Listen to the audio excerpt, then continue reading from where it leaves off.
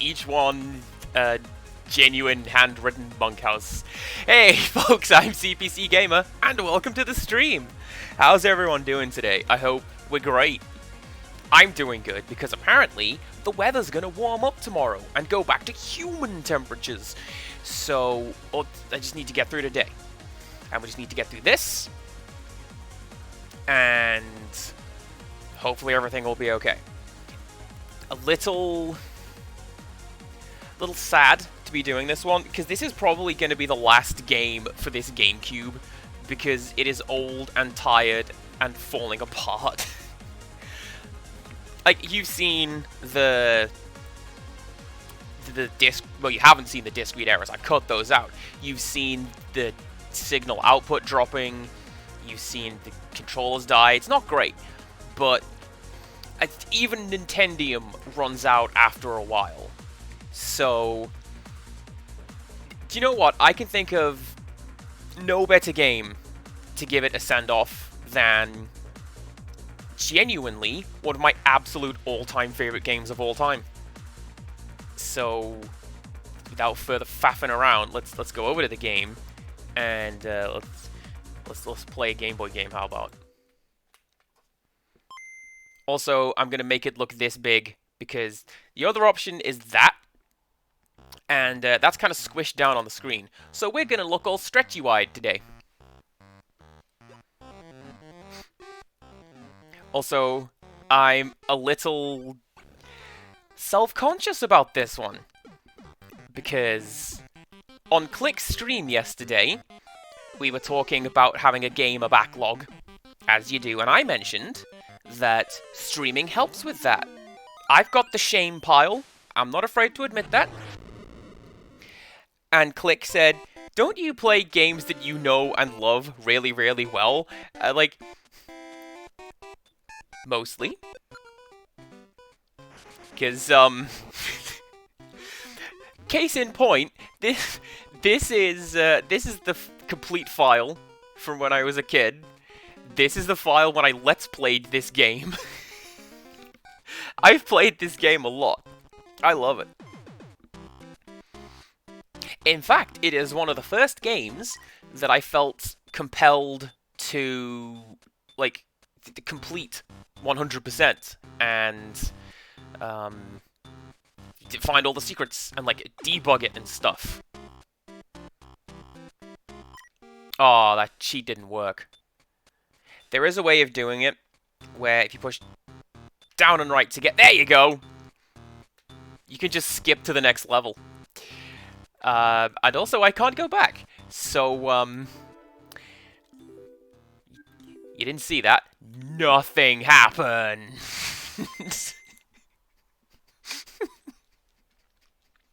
Let's try that again.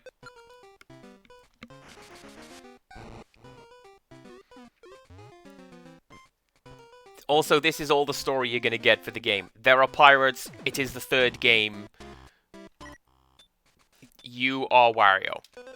Let's go to Rice Beach. Course number 1.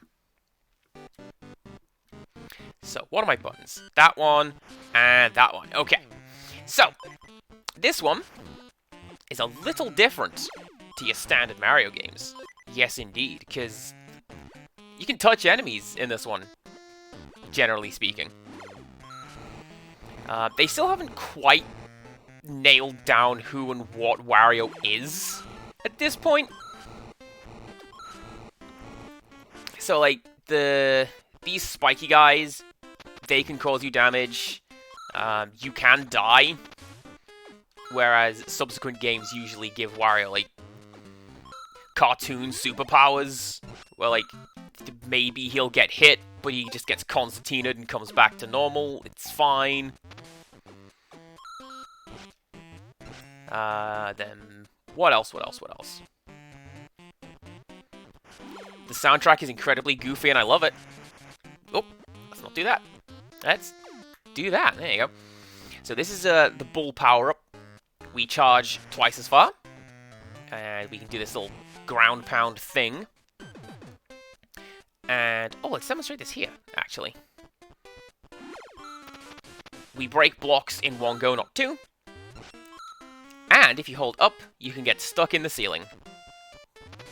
This is useful for one secret.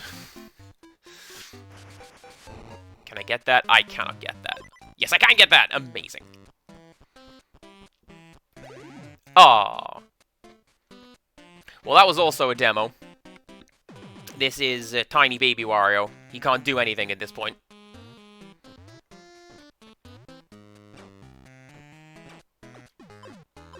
Also, you can pick enemies up and throw them around. I thought that was revolutionary. You can also jump into a pit and die. See, this is why I learned to do the level skip. Jesus. I just don't want to play this level anymore. That's a lie. It was a demo. So you'll also have noticed that coins don't seem to do a great deal. There is a reason for that. And there's also a reason why we're collecting hearts in addition to coins. Killing an enemy gives you 1 heart, and the big heart pickups that we've seen, well, they give you 10.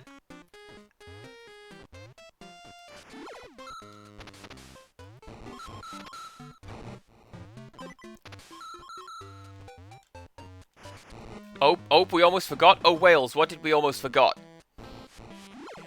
You forgot the glitter? Well, you didn't. You got it. You're right there with that glitter. So, the day is saved. I forget if these guys... Huh, I thought it was there. I forget if these guys kill you outright. But, hey, you remember what I was saying about how the signal output just keeps dying on this console? Yeah. Oh, I'm gonna need some new cables and everything. I hope that doesn't become too prevalent, because I just want to play my game, and I don't want to worry about it. Also there, because we got 100 hearts, we got an extra life. Not when we get 100 coins. Can I do this now? I can, but I will have to cheat. And I don't think the game is actually really programmed to allow me to do that, so... Well, I mean, I can't cheat. I know what the cheat is. Right, I got a cheat for this game from a lollipop when I was younger, like an ice lolly.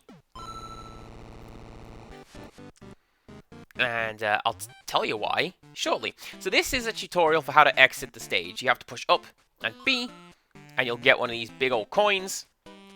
And you use that coin, you throw it into the door, and buy your way out of the level. So you have to collect at least 10 coins as you go through the stage. You will do this in most stages. A couple of bonus games. This one is just a 50-50 chance. Pick left or right.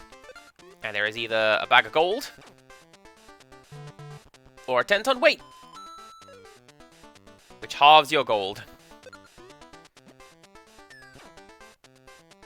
Which halves your gold.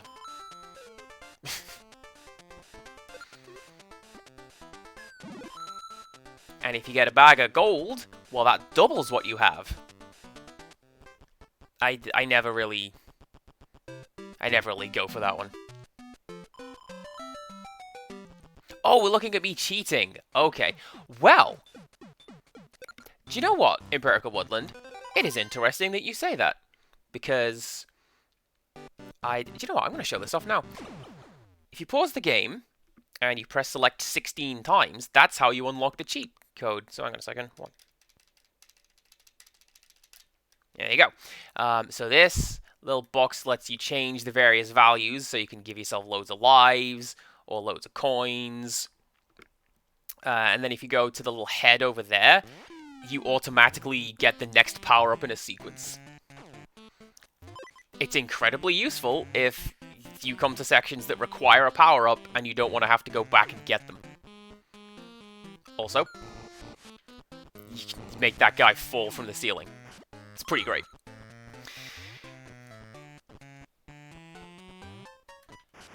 You can also use the, like, power-up select to space jump, get to certain areas where you're not supposed to go, and that's about it, really. I mean, I guess it's infinite hits, if you want to look at it that way, because... There we go. You just give yourself extra power-ups. Something else that's cool about these platforms is, if you pause the game, they continue cycling.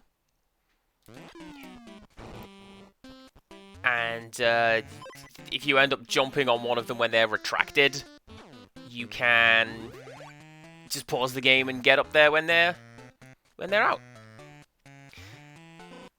These guys kill your signal, is what they do. Hang on just one moment. I'm going to be very disappointed if that is just what this entire stream is. Just me doing the tech support and having to stop everything from breaking. Because I've looked forward to playing this game so much. And if I have to stop doing that, I will be very upset. Well, here we go again.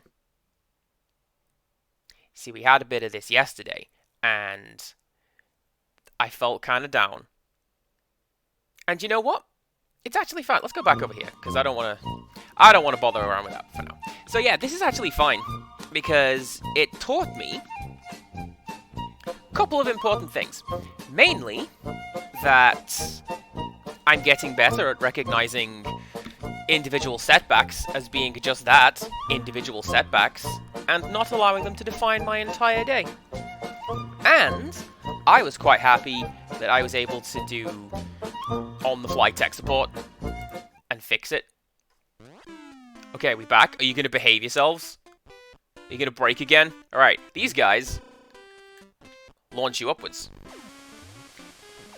Into the spikes up there! Do you see that? Don't do that! You lose your power-ups if you do that.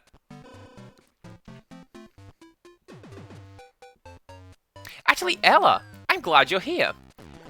Because there's... I've never seen that sprite interaction before. Of all people, I know that you will potentially recognize some of what's going on here. Do you recognize anything in particular about this game right here?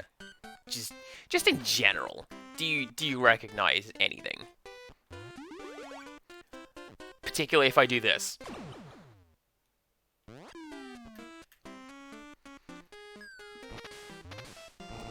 Well, I'll tell you, dear chat.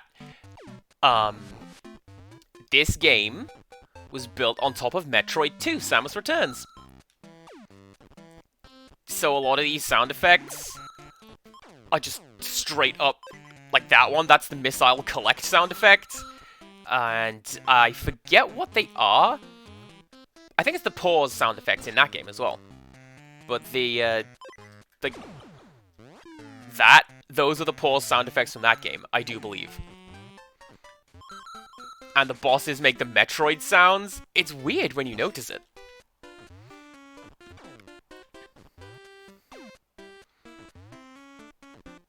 And what was that?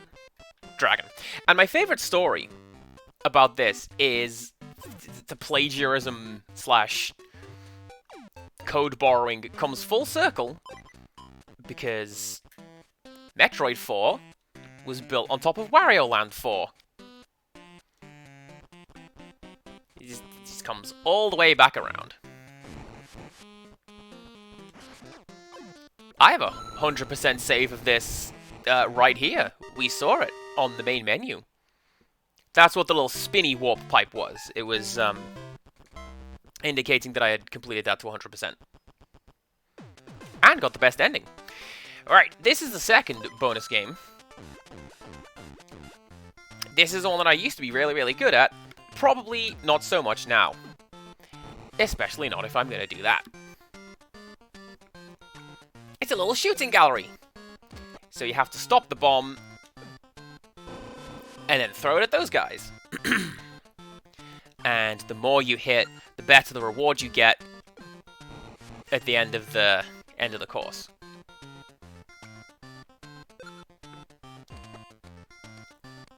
This was little teenage CPC game. Was I even a teenager at this point? I don't think I was. No. So this came out in 1993. I believe I got it 2 years after that. Not a teenager.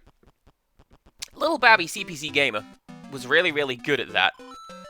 And I would always do the hardest difficulty and nail it every single time. Ooh, now. Actually, this is something pretty cool. If you don't want to do a level, you can just leave. So this one, you see the little dot inside the dot? Well, what could that possibly mean? It means it's a secret exit.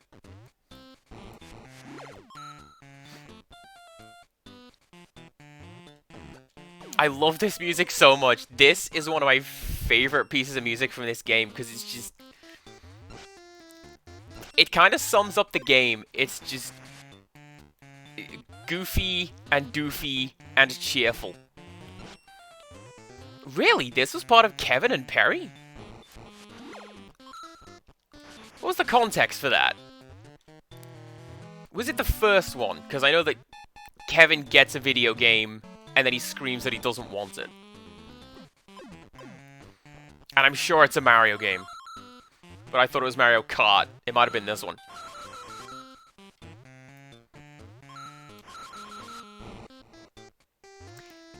Now, there is this one. There's a little secret down here.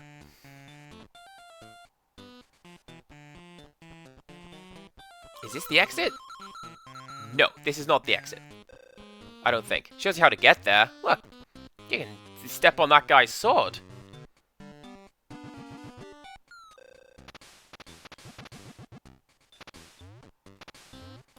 Nope, that's just here for the sake of completion. Alright.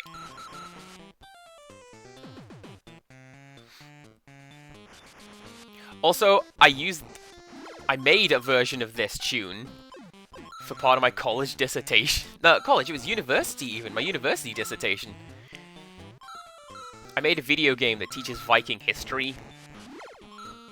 And you had to go to a little archaeology dig. And then you went back in time with the stuff that you dug up.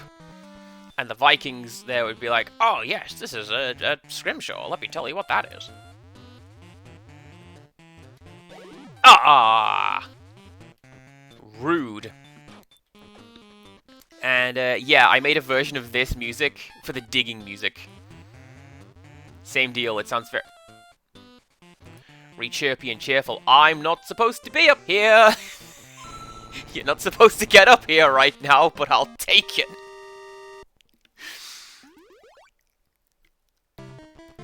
You see, that's skill. That is skill, is what that is. Because... I'm so good at this game, I can do the frame-perfect jump to get up there. Nice, nice!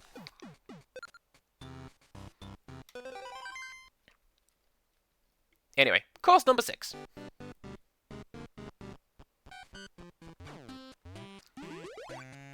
So this is why you're not supposed to come here, because this is the secret level, which is just an opportunity to do a little bit of grinding.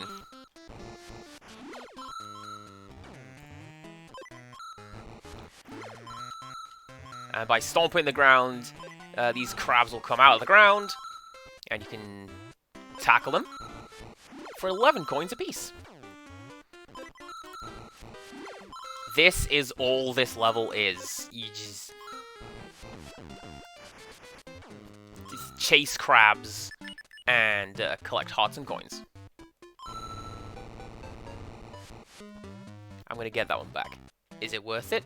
Yes. There you go. I'm a little disappointed that I know that it's Mario Kart. names of friends and birthdays are just lost to the ether. But no, Kevin the teenager gets Mario Kart for his birthday. So long, nice coin count. You were pretty nice. Anyway, here's what you're supposed to do. We'll go back and do this level properly.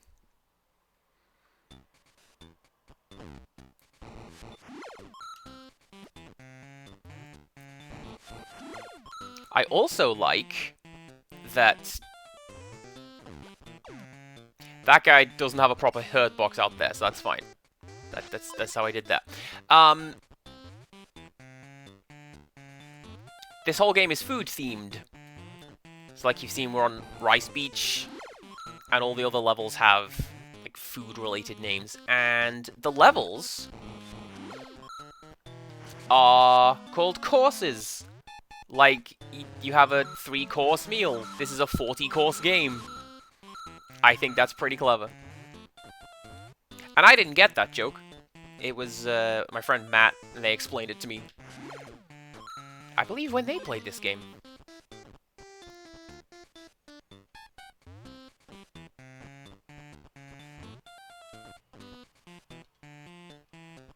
Yeah, that's just what's up there. That, the little cattle skull thing, that is a checkpoint. Same deal. You have to pay 10 coins in order to use it. And kind of a risk-reward thing, you know? Do you give up your coins to come to the checkpoint? Or do you just bulldoze through the level, assuming you will be okay? This is okay. Look, I'm fine. I want to be fine.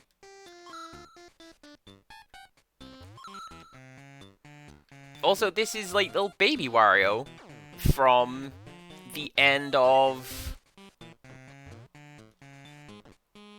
I did not know that was there. How about that? Learning new things all the time. Oh, I gotta get up here now, haven't I? That's fine, you can stay down there. Alright, can I do that again? I'll bet you I can't. No, I can't. See, that's what's supposed to happen. You're supposed to try to jump up there, but you can't. And that's your indicator that, you know, maybe you should come back later on. When? Well, I guess we'll find out.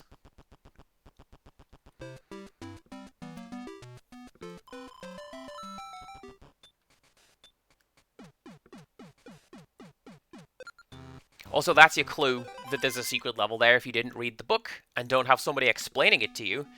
At some point, you skip a course, and you're supposed to figure out, okay, I guess there's a secret level on Rice Beach. I should probably go back and try to find that.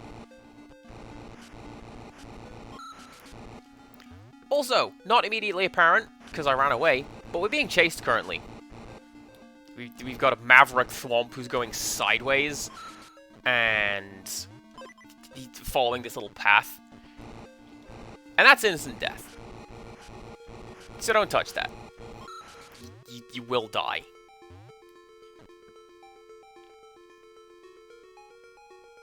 But something that you can do. You can hop on and go for a big ride. Look at that. The, the sprite filter does not know what to do with that. Pretty sure one of these has a secret coin block in it. And if you jump, then it catches you out and it just throws you back into the lava.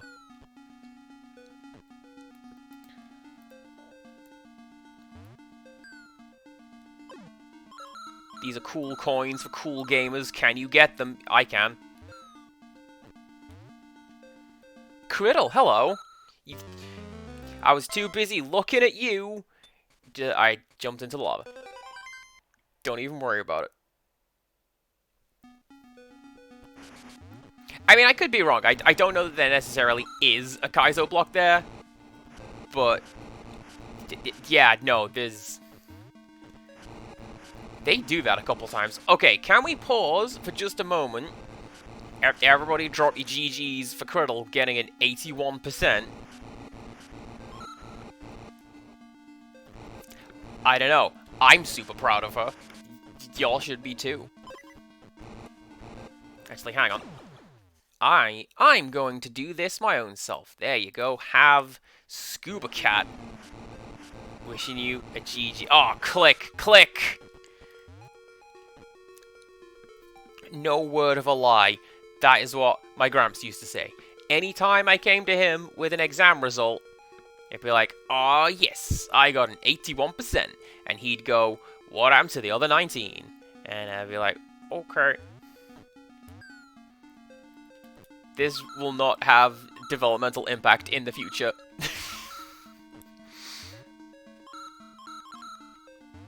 I feel like I'm jinxing myself trying to find this hidden block, because I don't particularly want to fall into the lava. But I feel like I will.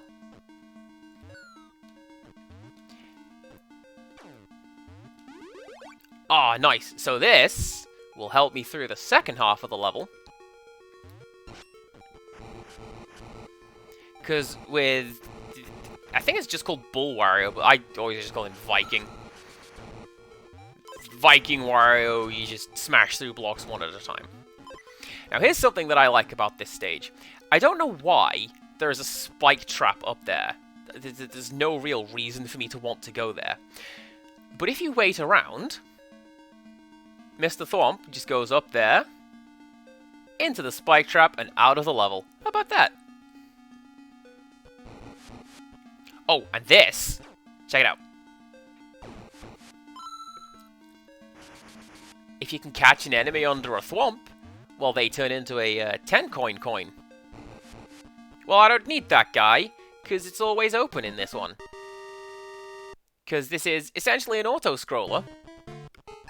And can you believe it if the game told you to just turn around and go back out there and get some more coins? But you can't.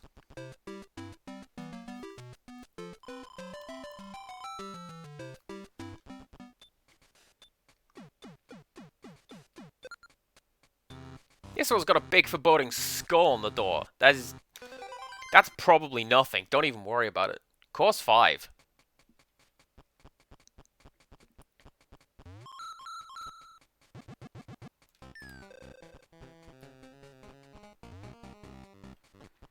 Also, listen to this sinister music. Definitely nothing going on here.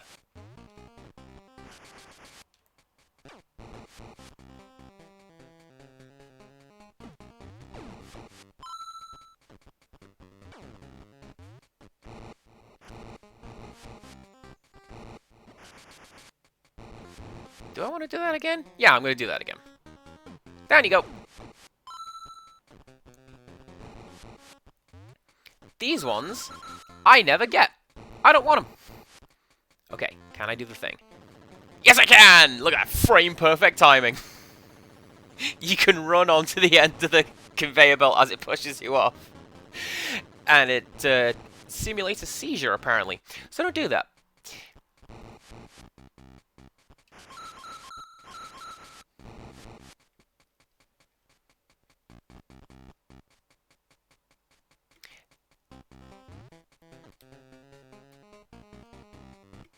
Do I want to use that?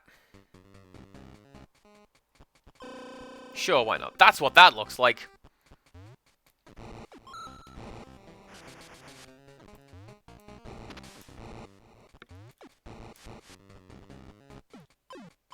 There's a secret door behind one of these. I remember that much, not necessarily where it is.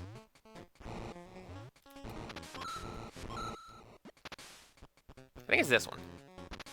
Yes, it is, because that... It's like a little slot machine. And we failed, because they're all flashing out of sync.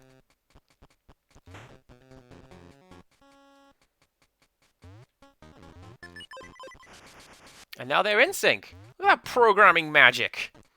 It's almost like they just load an individual item. Okay, so if you didn't know that this game was based on Metroid, this here fight should tell you. Because if I remember how to hit this guy, and I don't, you'll hear it.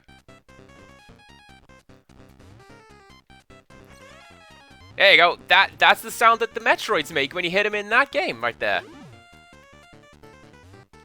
Ah!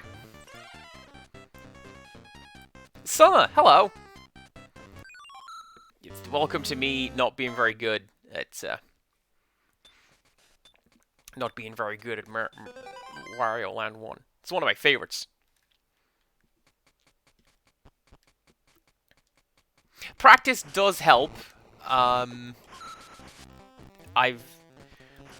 It has been a minute since I've played this one. Like, I know some of the goofy nonsense that you can do with it, but it's been a minute.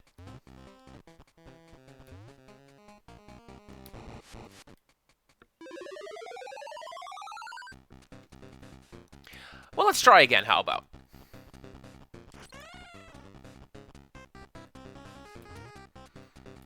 Like, I think if you look at my YouTube channel, the last time I played it is whenever the videos of this went up. Like, I think I played it once before then. There you go. Alright. And having beaten the boss, you get this little coin rush. Because that is what Wario's all about. He's just here for the money. He is essentially Nintendo's version of Scrooge McDuck. Absolutely. Johnny Cash rules everything around me. Cream, get the money, dollar bills, y'all. I was getting ready to sign off. Be like, alright, that's one world down, see you in the next video. But no, that's something we did previously. So,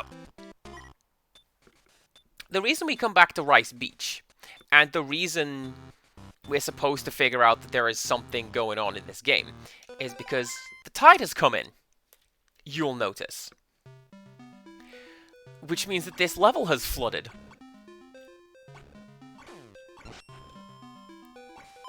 And so the music has changed. And so, mechanically, it's just a little different. Not too much different.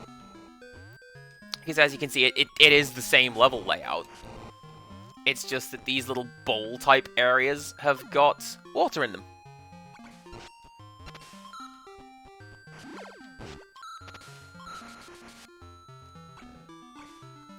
And this is how you're supposed to get the secret that we found. Not down here, it's down the other one. The bit where I said, can I do this thing now? And I said, no, I can't. What games do I have lined up? Well, I've gotten... So next week's schedule's a little out of the ordinary, because it's Christmas week.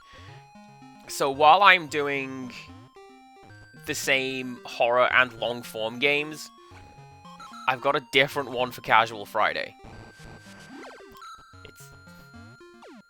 It's a lot of fun.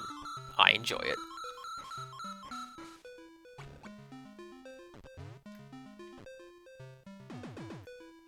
Yeah, here you go. So because this was empty before, we couldn't cross it. But because it is now flooded, we can. And you can get hit. But that's fine, because there's a little power-up over here. That's fine. And this will get you a 3-up. How about that?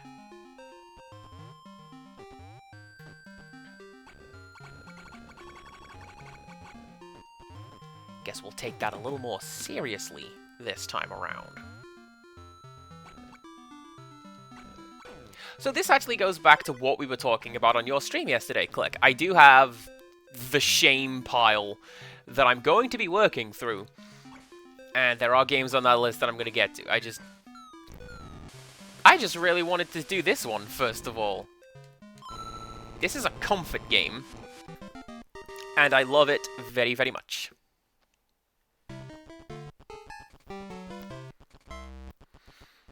Incidentally, I don't believe that counts as getting an extra goal. It's just, hey, you did that level, but remixed.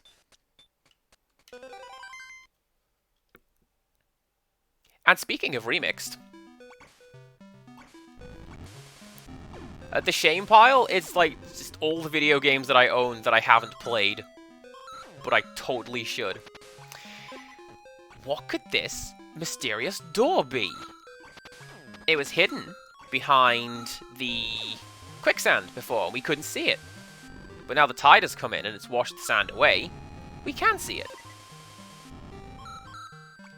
Also, rest in peace, this coin. It can now never be collected for the entire rest of the game. So what we have is a key. Fancy that. A key and a door. A really finicky door that keeps throwing me away. There you go.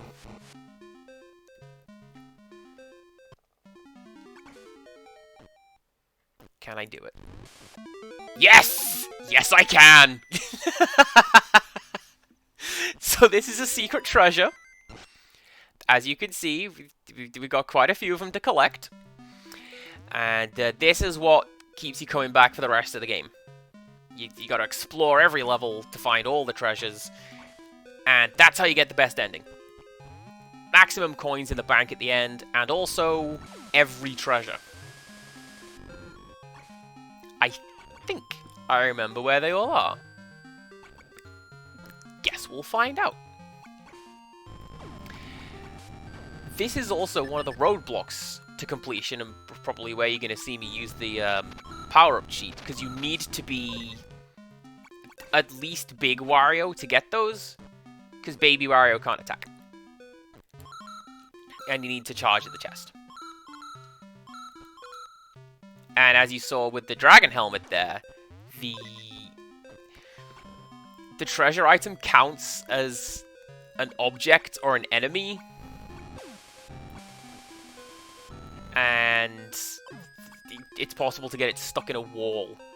It's possible to get a lot of enemies stuck in the wall in this game. It happens. Also, this is how you're supposed to get up here. You come back when the thing is flooded, and then you can just swim up here and go, oh, look at that, there's a second exit. Let's go to the secret grinding spot.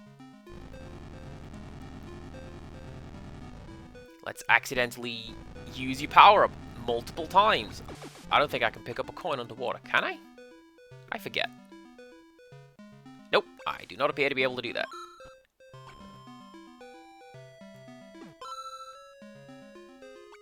Nor can I, apparently throw it underwater. Okay, well, let's just go. Let's just leave.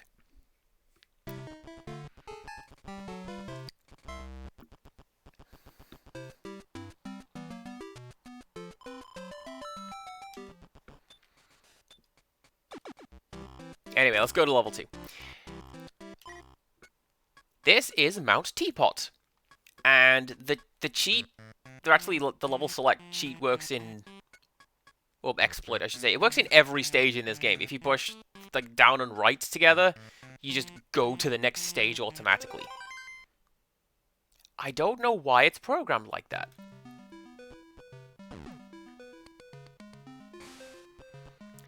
I know it's not something that Nintendo caught, because when this game was released again for 3DS, they patched it out. You're not actually able to do that.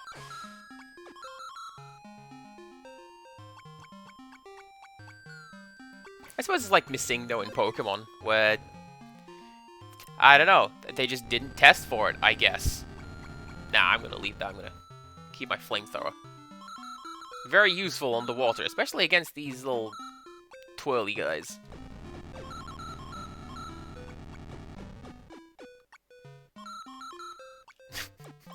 Well, that appears to be a sprite limit, guys. 5 moving objects at a time. Anything more than that, the game decides it doesn't want to play anymore.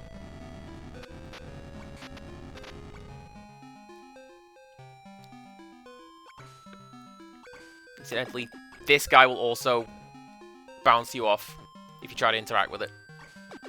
There you go.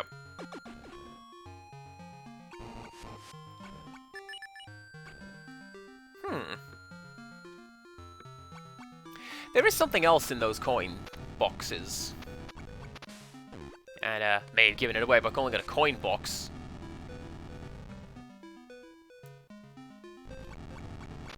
But yeah, sometimes they have a 3-up in them, and sometimes it's a 100 coin. That's pretty cool. Oh, this is also pretty cool, if this is the bit that I'm thinking of.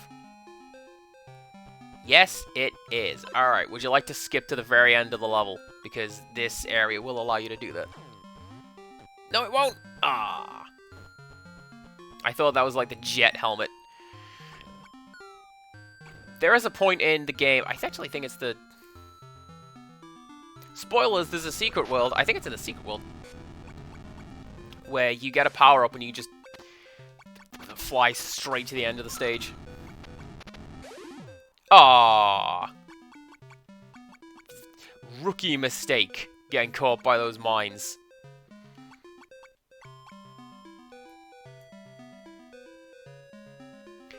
Pretty sure I am currently immune to that guy, because... I mean, you can do it in this level if you bring in a jet helmet, I'm sure. But I'm also sure that there's a part where you go to the top of a ladder like that, and it says, hey, here's the tools that you need. Oh! That was me getting cocky is what that was. I kind of deserved that. Well, maybe I should have shown that off.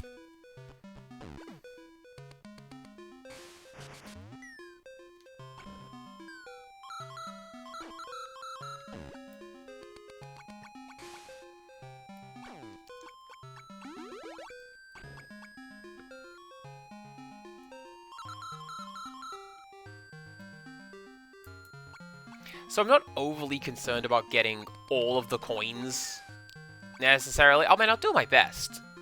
Like, first run through a level. But you need, I think, 99,999 coins and all the secrets to get the best ending.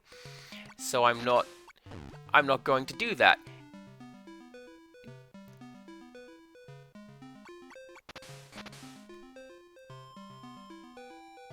I've never seen that happen. Man, a lot of firsts in tonight's stream, even though I've been playing this game since I got it.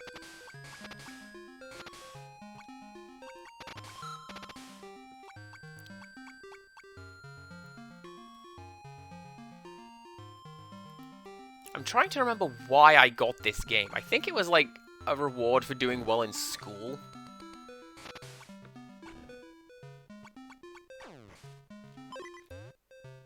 No, that... Okay, I think I got this as a Christmas present. The reward for doing well in school was Donkey Kong 94. Which is also a great game that I love very much. I'm sad that I do not own a copy.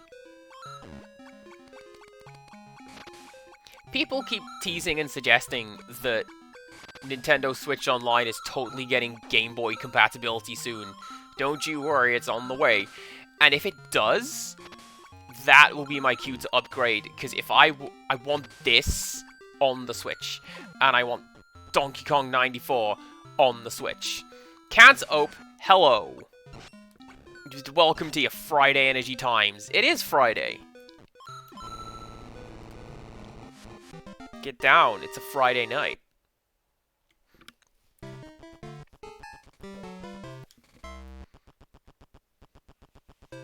How's it going? I hope you're doing well. Yeah, I got this game as a Christmas present, and played the hell out of it. It's this copy as well. That's how old this cartridge is. So that's why there's no box and no manual. Also, hello. Thank you very much for resubscribing, Can't Ope. I'm gonna read this message aloud, because it's not showing up in chat for some reason, like on the screen. 5 months? What? Happy to be part of your community. Can't believe it's already been this long since you started. That is... true. I kind of feel like I haven't been doing this for very long. But yeah, actually, if you look at it like that. That's pretty wild. And it's one of those things where, if you haven't streamed or you haven't tinkered around with the Twitch backend, you wouldn't really know. But, like, that's fine. I wanted this anyway. This is the best hat in the game. This is the jet helmet. We move twice as fast, and we jump twice as high. And also, we can fly. It's great. If you look at some of the Twitch stuff, like behind the scenes, you can see things like, you need to stream for 1 year to unlock this. You need to stream for 6 months to unlock that. And looking at it, I'm thinking, I'm never going to get that. It's so long away. But actually, is it? Because here we are at 5 months. I'm still having a blast. A Wario blast. That's not what this game is.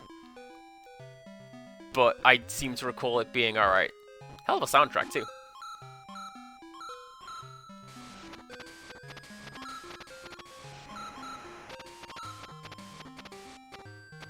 For some reason, this bit always stuck with me. The idea that you can do this and get lost in the foam behind the waterfall. I don't know. Teenage brain latched onto the weirdest things.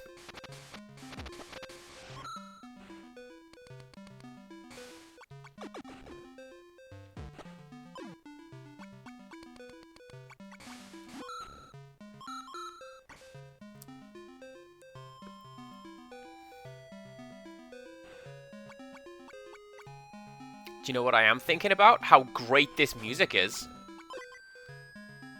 I really like the underwater arrangement of the Wario Land theme.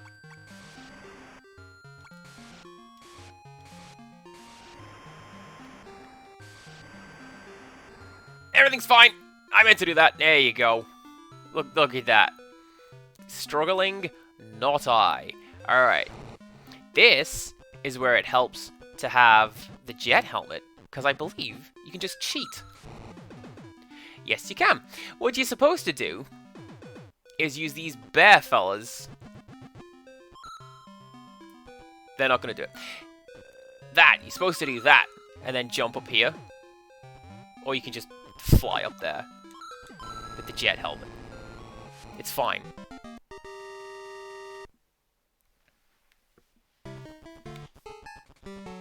Well, I've heard that time is something that I wear on my wrist.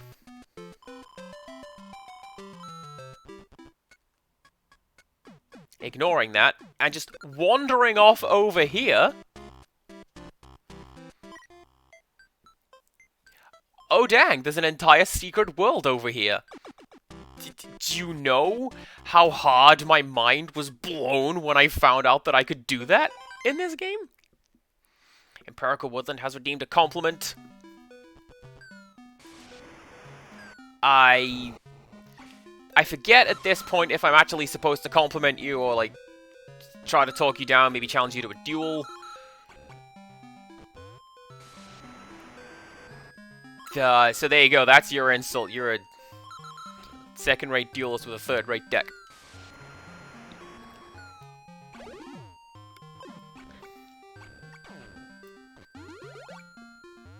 Now, your compliment... Your compliment is... I like that you have very similar taste in games to myself, especially retro games like this one, where we can both go, oh yeah, I remember that dumb secret. You can use the jet to go over there. That sort of thing. That's great. Ah!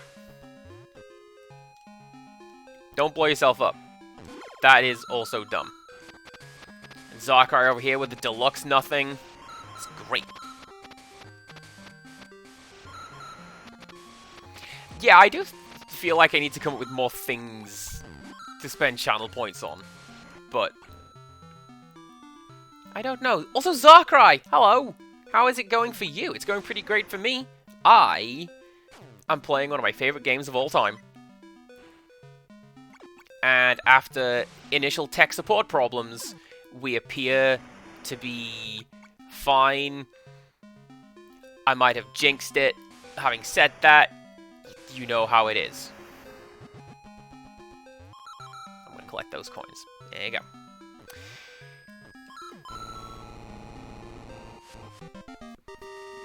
Now, part of it is to do with the little recording setup I have. Part of it is because this is old hardware, and I need to fix that.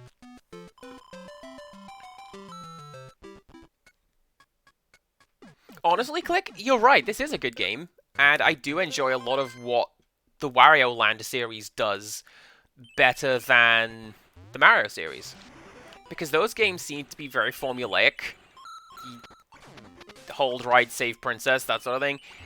The Wario games can just essentially be whatever they want, because Wario doesn't care. As long as at some point he acquires money, we're gold. Not entirely sure which of those enemies hit me, but there you go. At least I got some garlic. And everything is fine. And then that guy despawned.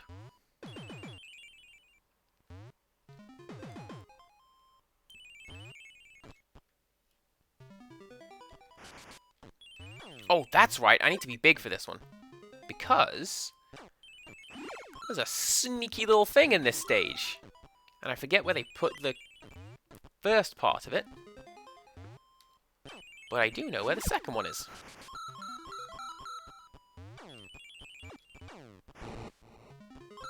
Ooh, jet, I'll take that. Something I do like about this game is that these things are consistent. So if I didn't get the jet helmet now, it would still be here, and I could come back later on in the stage and come get it.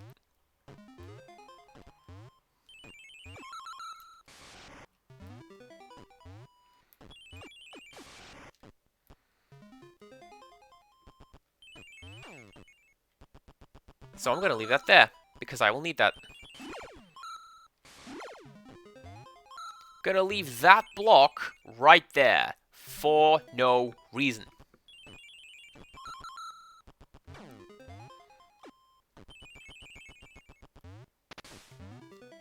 I lied, there's a very good reason it's an invisible door.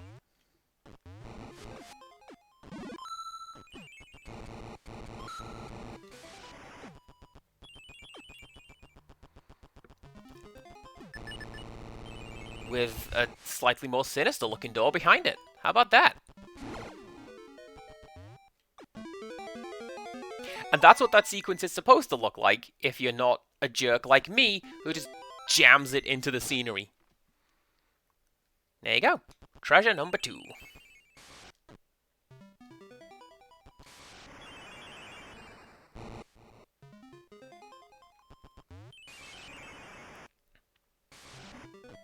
Do you know what? I feel like the Game Boy does not get as much credit as it potentially could. I have no idea how to deal with those sticky bombs. Even now. Like, you can jam them into a wall, but that's not a guarantee, necessarily. I feel like the Game Boy does not get as much credit as it should do for having some really good games on it. The Donkey Kong Land... Yeah, Donkey Kong Land. Those games were good. Because they were like remixes of the Donkey Kong Country games. And they have a lot of unique stuff that doesn't really show up in anything else. Like the blimp theme. Why isn't that in anything else? The blimp theme was great. And then those weird slime tunnels where you had to stand on the rotating platforms. I think this is the bit that I'm thinking of. With the jetpack, you can go up there.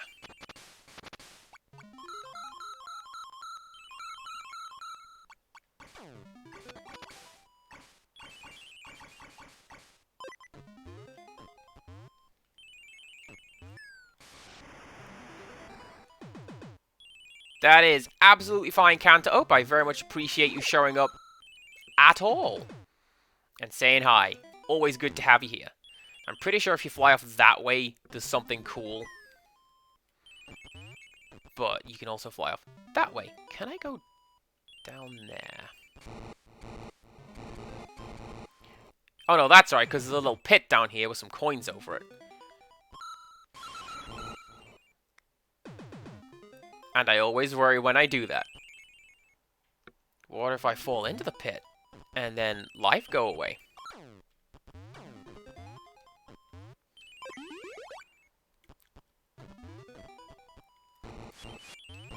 There we go.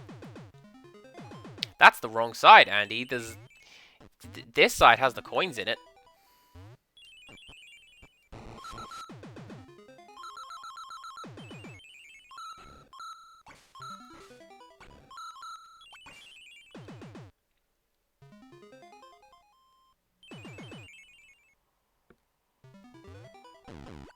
Also, talking about the music earlier, this one is a piece of music that I do not like quite so much. Yeah, this is the bit that I'm thinking of. If you have the jetpack, you could just fly off there all the way over here. Just skip all of this, go straight to the end of the stage. How rude.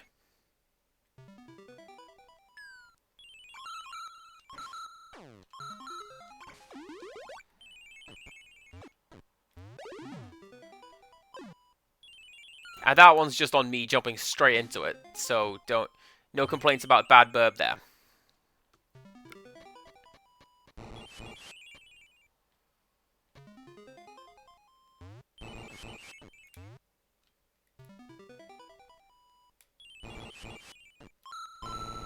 This is another little pit that always puts me on edge, and I cannot tell you why.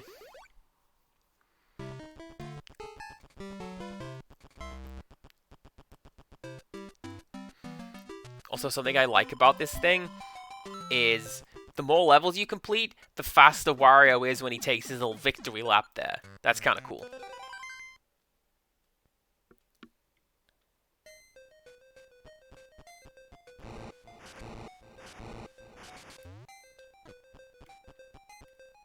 I know this stage. This is one of the things that I think about often when I think about this game. Pretty sure it's this stage, because I'm sure one of these boxes has a superstar in it.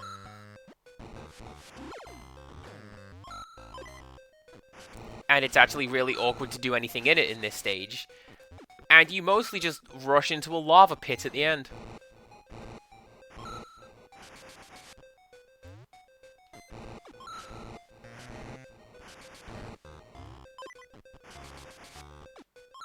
Well, that's fine. I'll take some coins.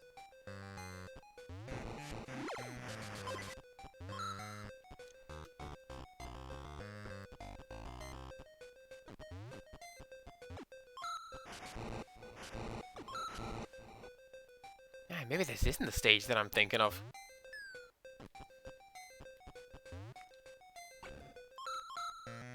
Maybe everything's getting mixed up. I'm gonna leave you there. I might need that later.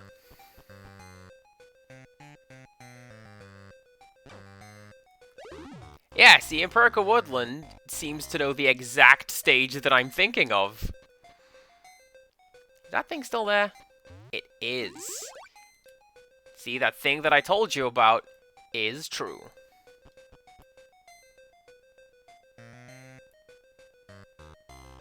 Also, an interesting quirk of the engine is whenever you get a power-up, you can do another jump in the air. So, if you do the...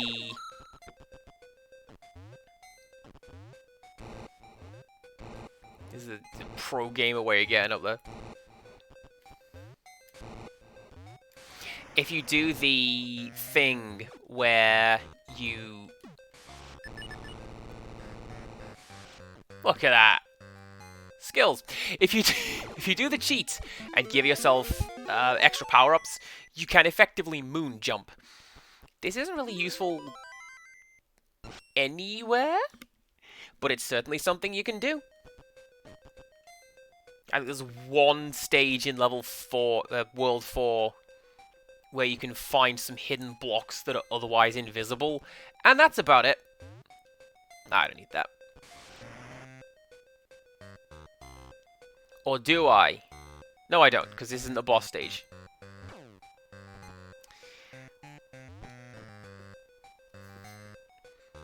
Oh, hey, and speaking of Donkey Kong, with those, like, floaty platforms you have to jump on to get across the slime, that's exactly how these guys work.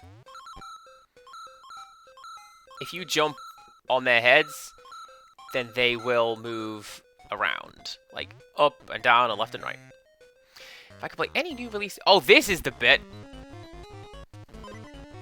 So yeah, you go, oh man, I'm invincible, you just run, and everything will be fine. And just keep holding left into the pit of lava. So don't do that. Any new release game, what would I play? I don't know. I don't really play a great deal of new release games. I mean, I'm looking forward to Silent Hill 2 Remake. Tentatively.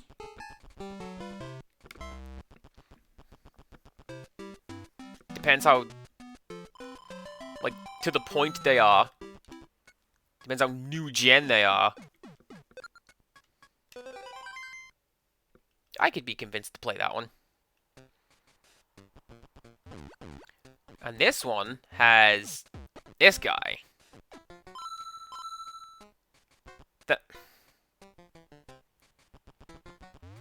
That weird chicken with a basket on its head, if you feed it enemies, it gives you 30 coins. Or 20, if you're dumb and you just knock it out.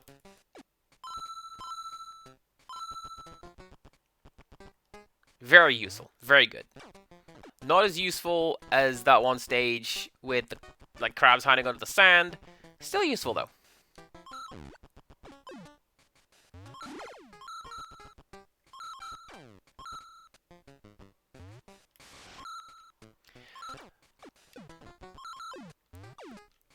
I don't know if it counts as a recent game because it's been out for a while. It's just continually updating. I do like looking at the squad shooters that, like Soup and Reich and Ruby. They tend to play Fortnite and Apex, and I've been tempted at giving those a shot if I can join in with those guys, because I found this out in the past. I've played Overwatch with a squad of 4 internet friends. I was going to say local friends. You know what I mean. We hang out on the same Discord. And that's great. You just hang out with the fellas. And it doesn't even matter if you're not doing very well, because everyone's having a lot of fun. Oh dang, this sprite object was actually a sprite? Who knew? Except for the fact that it was orange, not green.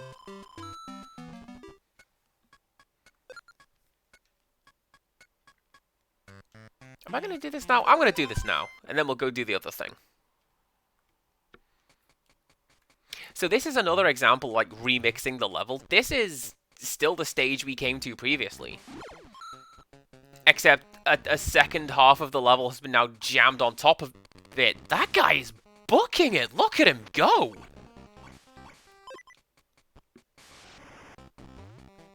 Is it here?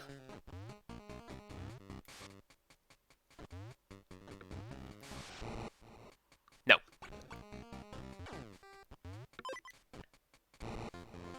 There's a secret around here, and somebody showed me this when they did a playthrough of the game, and I went, oh, how about that? I've played this game hundreds of times, probably, and I never knew it was there. I think it's up there. But I would prefer to keep my jetpack. So I'm going to do that. Also, these coins are also completely unobtainable now.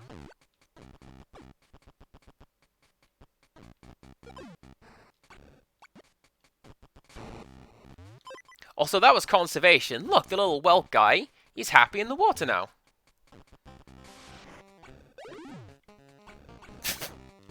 That's cool. Don't latch onto the ladder. I didn't want to go up there anyway. I will take dragon powers.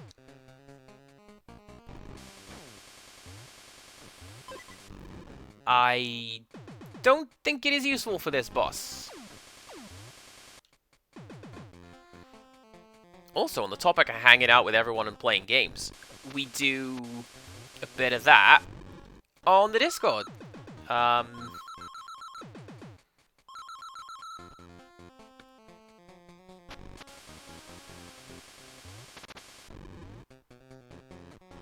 Last week, we played Mario Kart.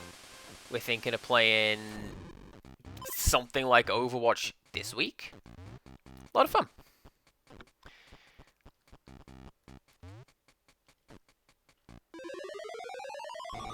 Okay, this is a boss.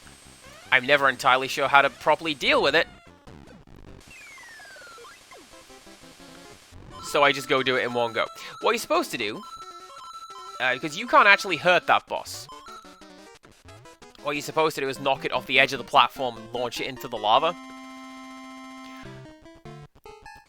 I guess just unleashing a flamethrower is a good way of doing that. So, there you go. Bear this in mind.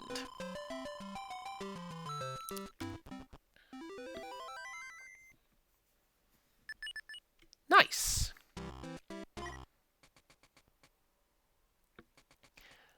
Now, I'm not actually going to do Stove Canyon yet. Because I'm going to go here. And I'm going to go over here.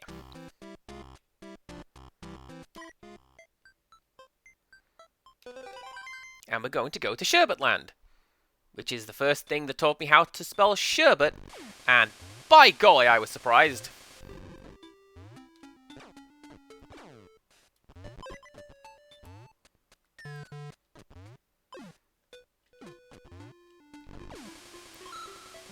That little horn sound, that was the game saying, you can't throw the enemy right now because you're off screen, Andy. You should know this.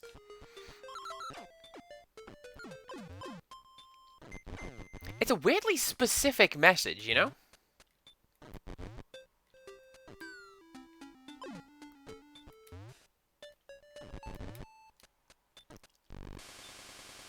Come on. That's fine. That's fine.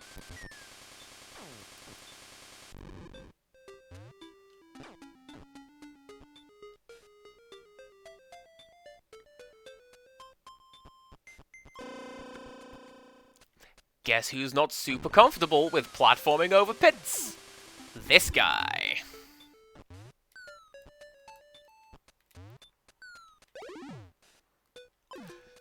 Especially not if you're gonna do that and knock me around. The knockback mechanics are wild. Oh. I'm pretty sure that's a power-up? But you have to take one of the falling platforms and fall down there if you want to get it.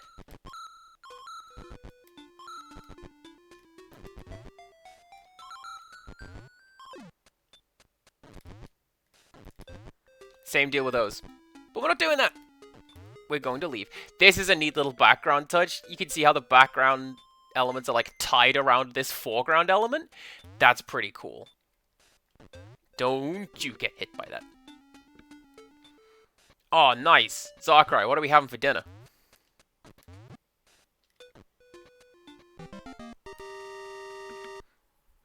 That's also another sneaky death trap. You run along that ice, but it's ice physics, so you go into the pit and you die.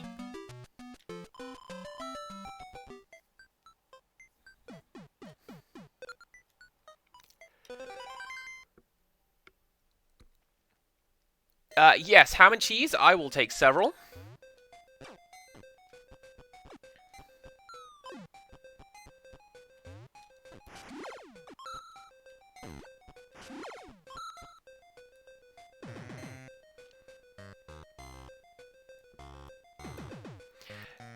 So I was talking about the soundtrack a while back. This is another one that I really, really like because it's sinister, yes, but also it's really goofy. And I think it's that, like, fake saxophone sound that they've got going on. or whatever that grinding noise is supposed to be. I always thought of it as a saxophone.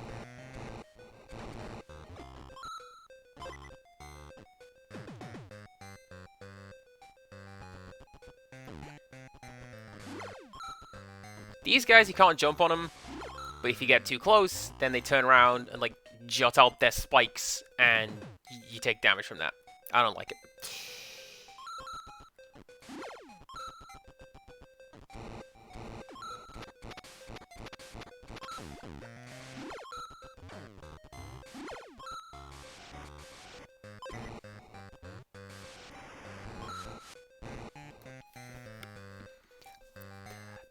Don't know that I necessarily meant to fly over that thing, but I'm glad that I did. I'll take it.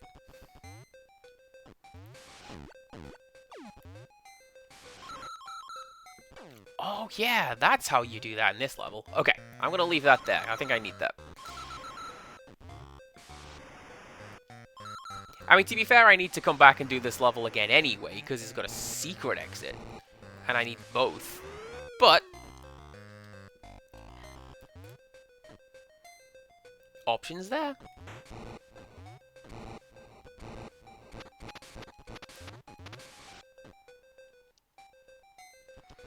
So having hit that little exclamation mark switch, all of these ice blocks have vanished. And we are now free to just take the exit if we wish. Or we keep going, where we find that these ice blocks have appeared.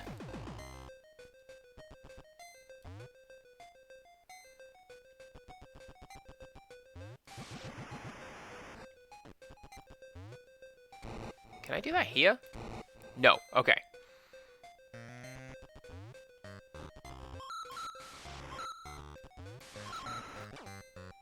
Pretty sure those spikes are instant death, so don't go jumping into those, and instead hit the switch again. Which makes the floor reappear, and we go down here into this here secret exit.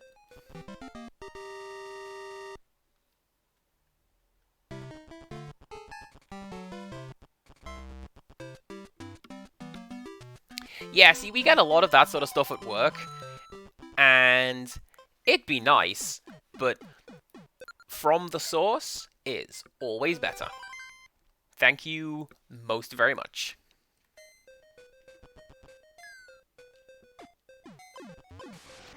Now, there is a reason why we come back here, and it's to take the other exit, because it will unlock, well, another exit, and something else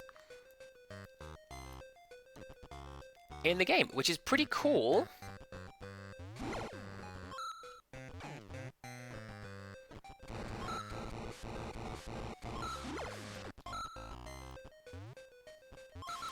To be fair, yes, it is also fairly expensive to get, like, the real deal Iberian ham. It's never quite as good what we have at work. Don't let anyone hear me say that.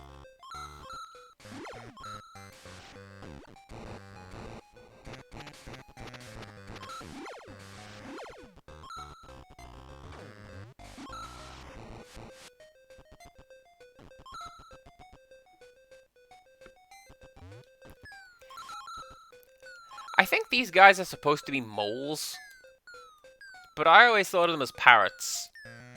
And to that end, I always called them Polly. And then in my head canon, that's just what the enemy is called. Yeah, parrots! Because these guys are pirates. And pirates have parrots. Sit on their shoulder and say pieces of 8, right? That's what the books I read around my age told me. So there you go.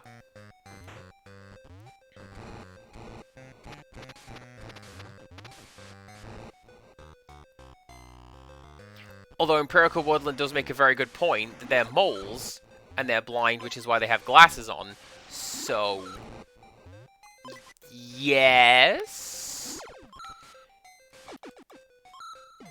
yours makes a lot more sense than mine. I always thought of them as parrots because they've got the little beak on the sprite, and because I was viewing this on the Game Boy, which had, like, a 2-inch screen that looked like a post-it note. So I don't believe that I can be blamed for this.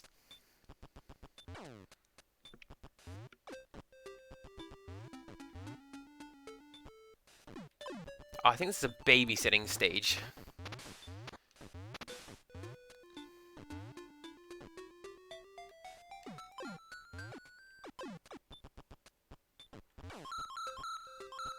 Is this your friend Polly, who is a wrestler?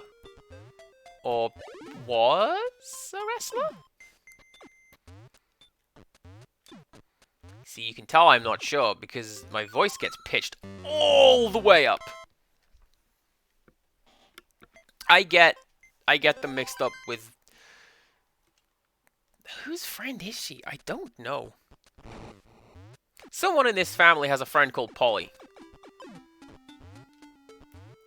And she drives a car, the model of which is a dolly, and she's modified the logo somewhat that it says her name on it.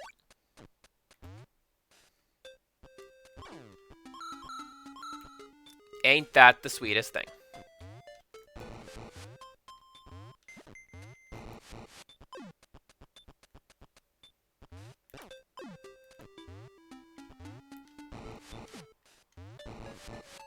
There you go. I knew it was one of these doors. There's a thing in there. What are you, the midway point? No, you're not. You are exactly what I came to find. Okay. For some reason, I remember that being right at the end of the stage. But whatever. Now we have this cool shield.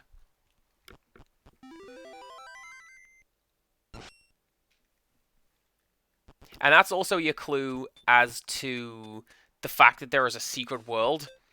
The fact that if you get all of the treasures in Stove Canyon, you'll miss 2 or 3. And you'll be like, well, where could they have been? I don't know.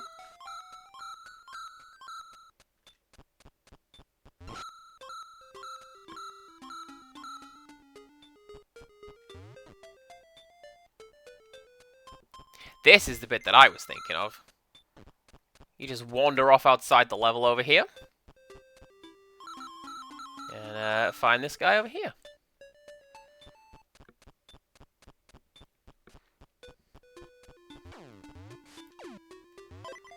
If we're talking about names and jokes related to same, I used to work with somebody named Layla. And the boss would always refer to her as Layla. And she thought that's just how he said that. Because she didn't know that that was a song. She just thought he was being weird. He may have been being weird. But my point remains, she didn't know. Yeah, this is the bit I was thinking of. I was like, oh yeah, there's just a door out in the middle of nowhere. But it's this one, and I'm pretty sure the key is up there.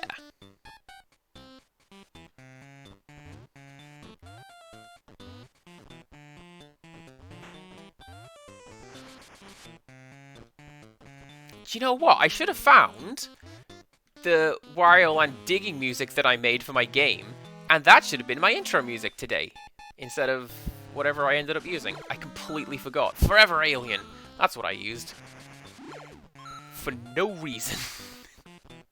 I just decided to use it.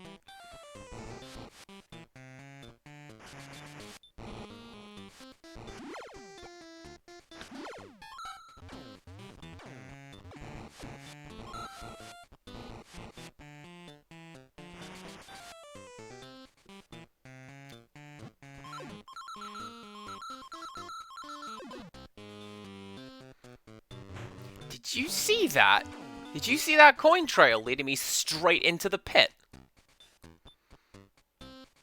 do you see the fancy castle background tile set they're using here?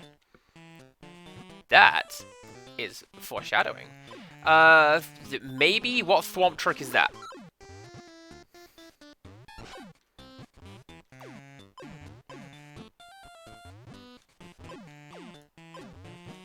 Is it where you throw enemies onto thwomp, get coin? Yes, yeah, I know that one.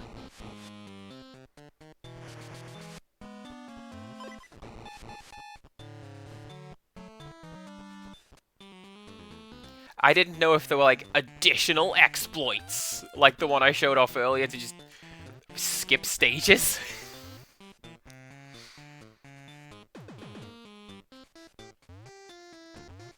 Incidentally, I believe this is one of the stages that you can skip to.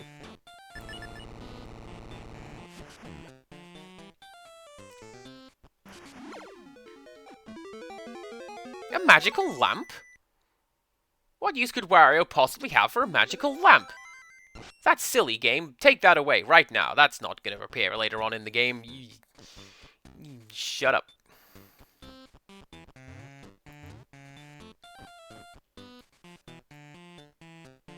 Alright, anyway.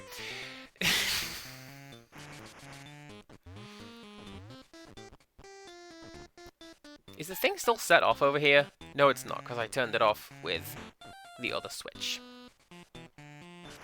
There we go.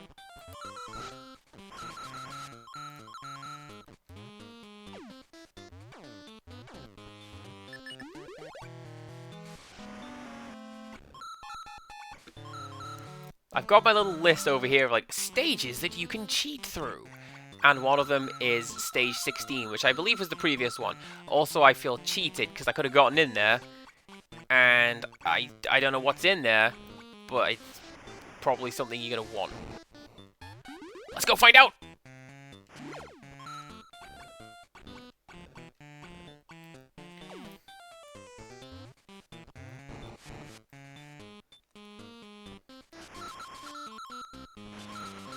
A midpoint. Sensational.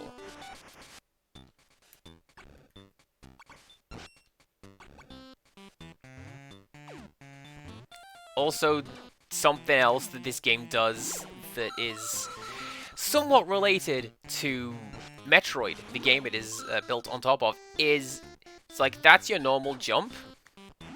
Get out of here. That's your normal jump. That's your diagonal jump. Look at that vertical movement. And that horizontal movement too. And you just fly around the stage if you do that.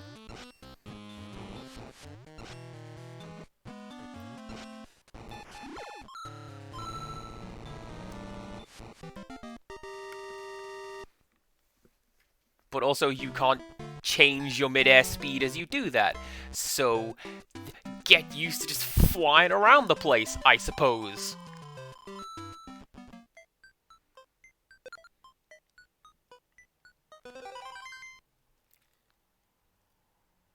Yeah, this one. I don't know if it'll let me do it. Nope, it won't let me do it. Alright. It's possible to do the little level skip sheet on this stage, but possibly because I've already done it.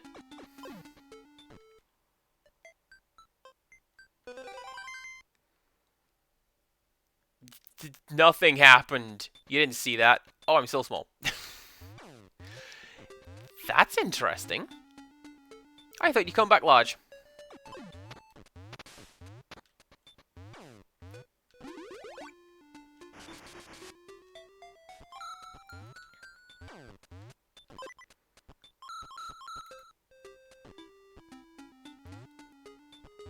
Gives me an excuse to talk about some of the cut content in the game. Does that count?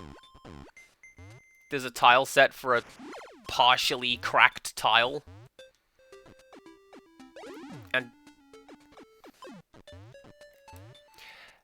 that's fine.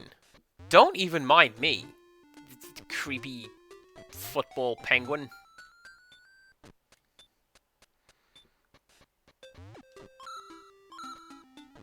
And yeah, people seem to think that it may have been the case that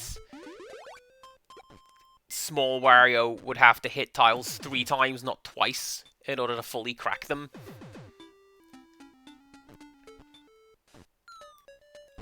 Otherwise, there's just a couple of other like tiles that are present but not used because other tiles are overlapping them, which is not something we see in this stage, but I think the next one.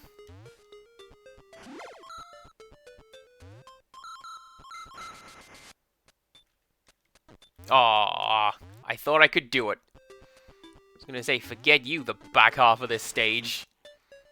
I'm just gonna go through that door.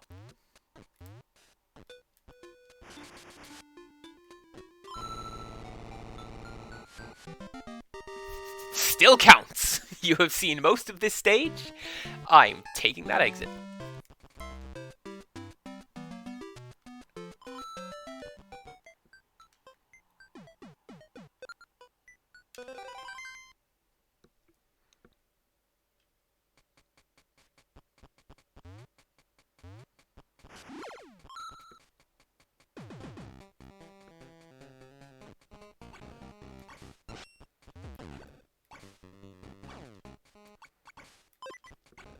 Something else I like about this game is that every boss stage has this theme. And it doesn't matter what the world theme is, or what you've done to get here, this is the boss stage music.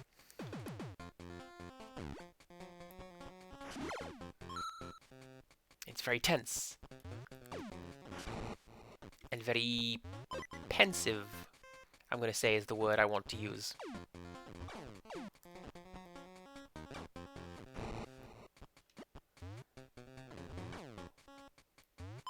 Yeah, I'll take that. If you get a garlic when you have the bull power, then you just get some coins.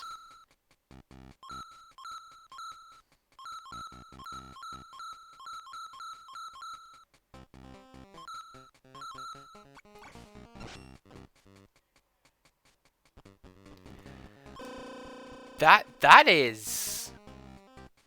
Did I say points? I meant hearts. I do apologize. There's no points in this game. I was going to say there's no point to this game, but there is. Look at how much fun you have. I have fun.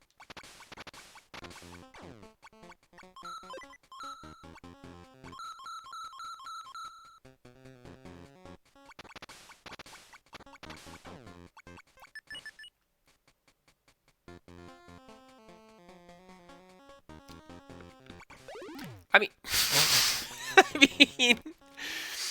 I suppose if you aren't fussy about collecting all the treasure, you can just rush through most of the levels and get to the end.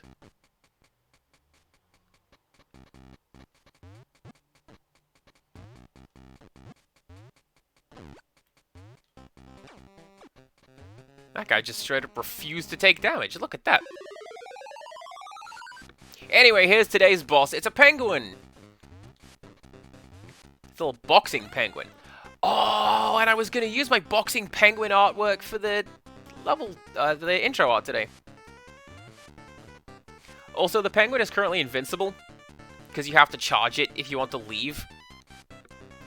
Which is why there is a door there, so you can just exit the stage. Which I believe counts as completing it.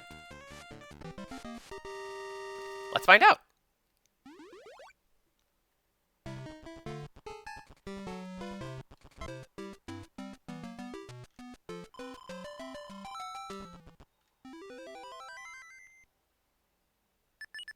Hey, look at that! That counts as completing the stage. And now that we've done that, we can go back up and down to Sherbet Land as we please. The penguin is the only boss that you can refight. Oh, yep, it's this stage. Okay, this is advancing Wall of Death. So watch yourself. Keep charging forwards.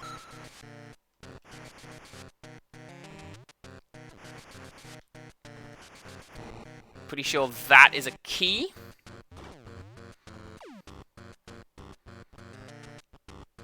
Which, Double Trouble, now you've slowed down, because you can't dash holding the key.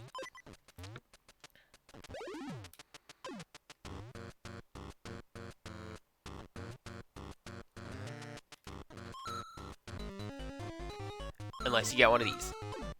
That's kind of useful. Also weird to me that this isn't the regular Starman theme. Because the Game Boy games had really weird Starman themes. Like, it was the Can-Can in Mario Land 1. And then Mario Land 2 had that, like, squeaky window wipey sound. What treasure is this supposed to be? Anyone? Because that's a cannonball, is what that is. I've missed a treasure.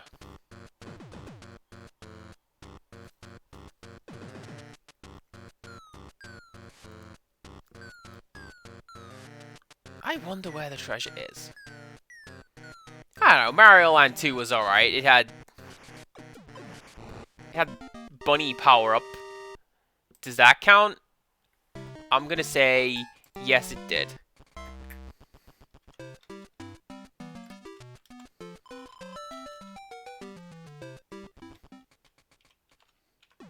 I'm just gonna look that up over there.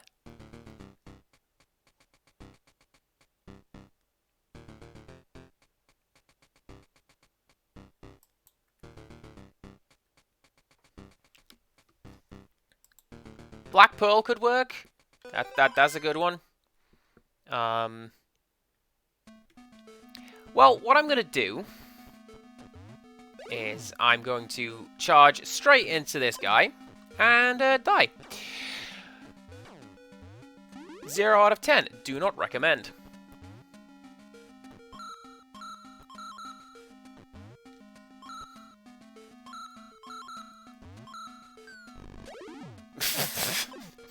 That should not have counted, game. I was using the fire power-up.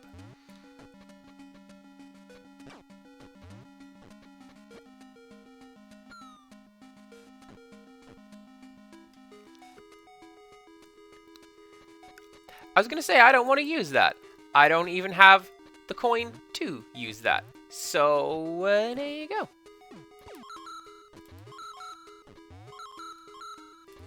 This gives me anxiety. Always did, still does.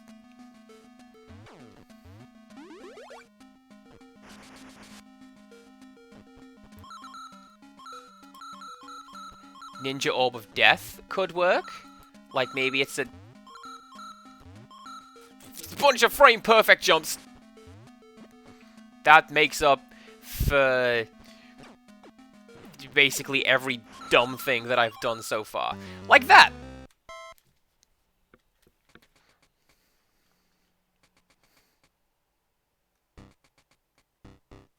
Because, see, what I meant to do is I meant to go over here. And I was gonna go, let's go treasure hunting.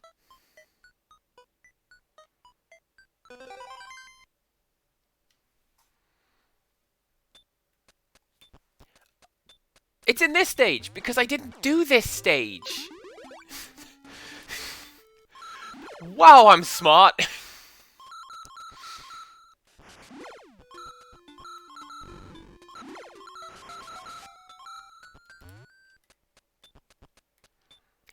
So this is something else that's pretty cool. The thundercloud that's chasing you around up there. That works kind of like a thwomp, in that if you get an enemy and you that enemy is struck with the attack, it turns into a 10 coin. And what the cool people do is they will find a way to hold the enemy in their hand, and then it just gets struck out of their hand and turns to a coin. It's pretty cool.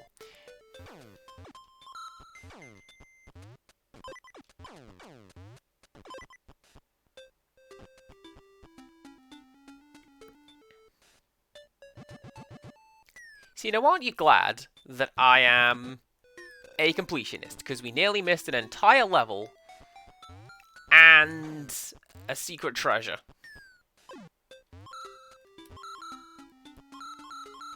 And that's why they do that.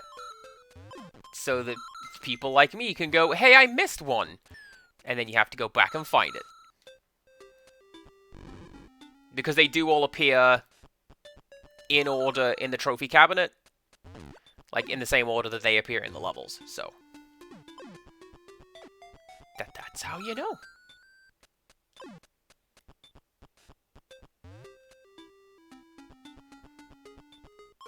You're not a treasure chest at all. What are you? You're the midway point's what you are. And I'm not going to take you. Because doing so would cost me this key. Ah! Well, that's fine, because it makes this bit a lot easier. Check it out.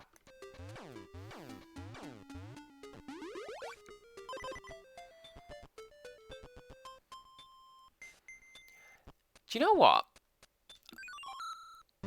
That was dumb. I wonder if this game has the bunny jet because that's what Mario Land 2 had. Because that had the bunny glider. A power-up so great, it has not been referenced or replicated in anything.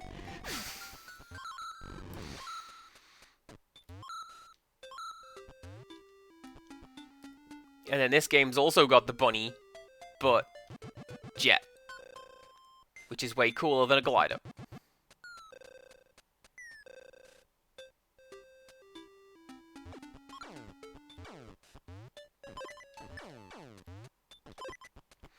Right, so let's try this again.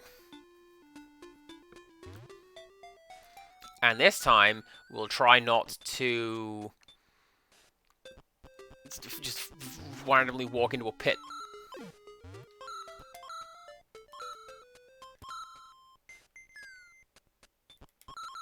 It's one of the problems, because this entire game feels kinda slippy. And the fact that we are currently in ice physics world means that that's doubly so. Ooh. Ah. I thought I'd have that coin.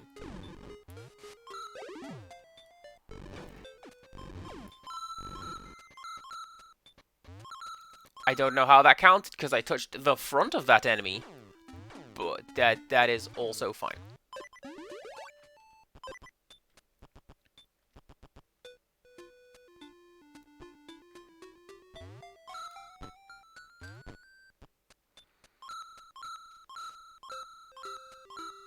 You're supposed to steer this thing along and, like, collect all these coins in the path, but also, no!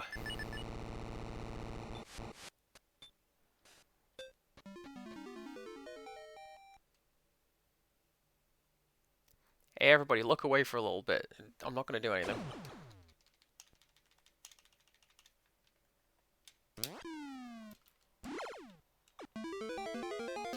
A hidden wormhole? Wow!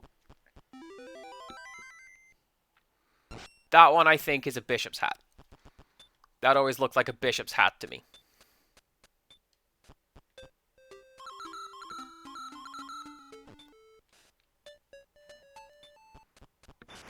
Oh yeah, I never gave you the context of how I learned about that.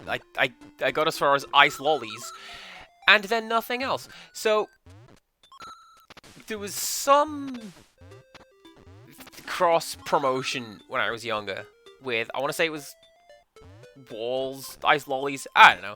Basically, instead of getting jokes on the lolly stick, you got cheats for Nintendo games. And most of them were games that I hadn't got, so I felt incredibly cheated. But one of them was like, oh yeah, Wario Land, here's how to unlock a basic debug mode. I'm like, okay, I'll do that. And then that's just in my head and will never leave.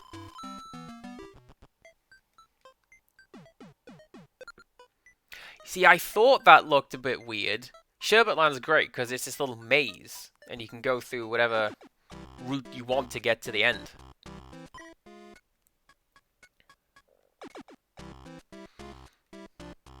Anyway.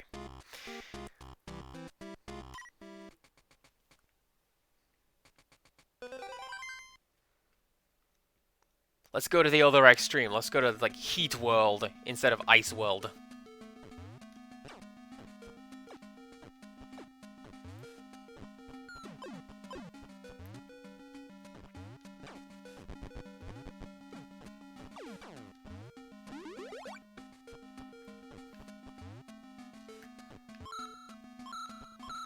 And this is one of those unfortunate things of growing up with the Amstrad CPC, is that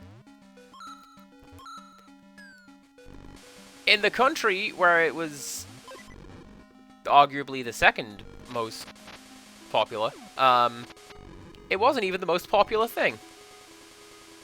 Like, there's basically just England and Spain where that thing took off.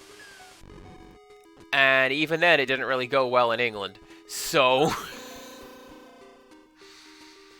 there you go. And it was really disheartening whenever people would talk about games that they would be like, oh, what games are you into? Roland on the Ropes? I've literally never heard of that, Andy. Just dumb. And like, the only time I got to join in was the New Zealand story. Because that game kicked off. Everyone loved New Zealand story. As they should. That game is great. So when this thing came out, it's like, oh yeah, Wario Land, a game you own. Like, yes. Write it down. Are these out of sync? They appear to be. That's fine.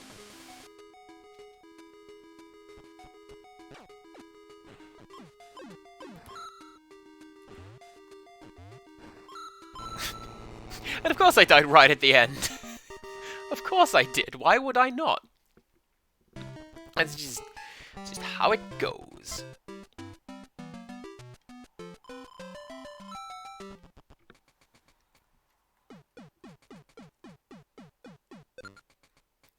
Oh, I think I know what this stage is. It's either this one or one a little further down.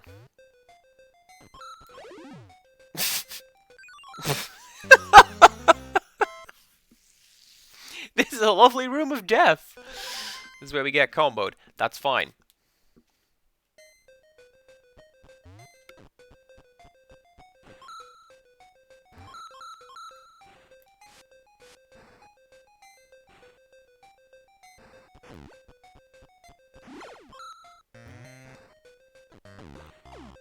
So, do you know what? Something has literally just occurred to me.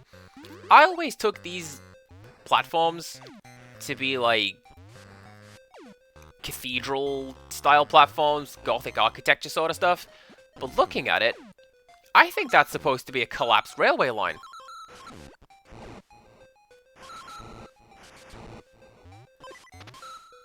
Because there is a railway line in this game. Some pretty good railway levels as well. But that, if so, that'd be pretty cool background storytelling. Something happened here, and the train line went down, and I get hit with a poda bowl. Good job.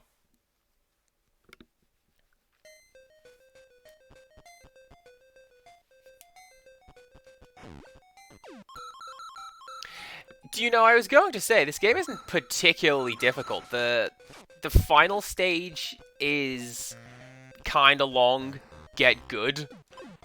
And some of the treasures require you to do some, not like insane feats, just some challenging feats beyond just get the key and bring it to the start of the level.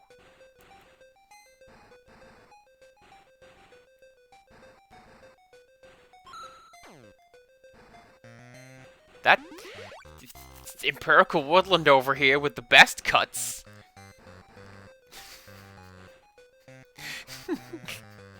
Oh, that whole segment's playing in my head now, thank you.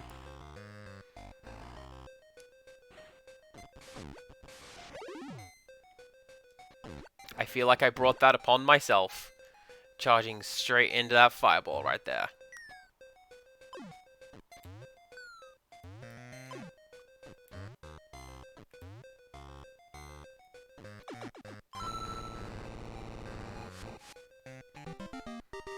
Sure hope that was worth it for my 9 coins. Yes, it was.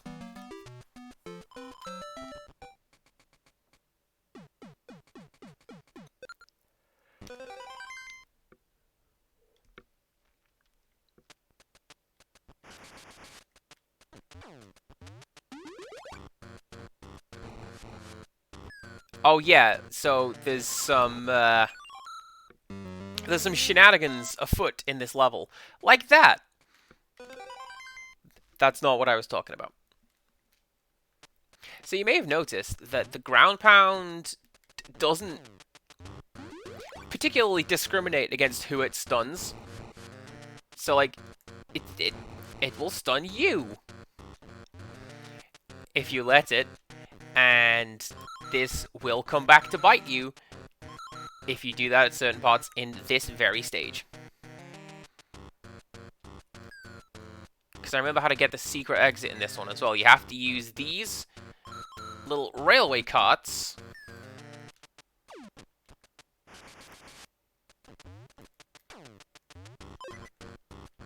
And you have to kind of take a leap of faith, which I do not trust myself to do.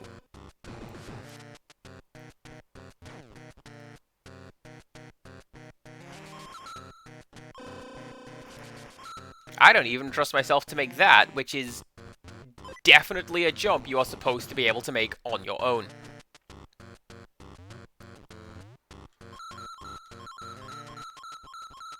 I mean, you can post stuff in the Discord if you so desire. Oh, look at that save! Oh, I ran it back.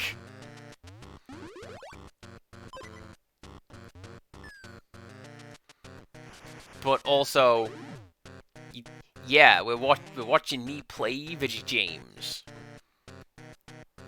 Not this one. Not this one. Maybe the next one. This one. There you go.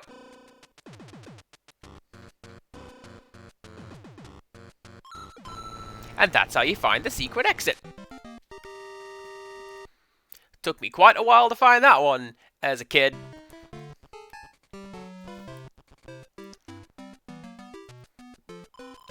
Oh, I know the exact Taylor Swift mashup you're talking about.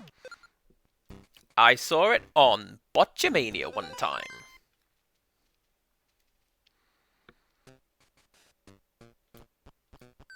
This stage has a treasure in it. Yeah, see, this stage has a treasure in it. Thank goodness I'm here to say these words.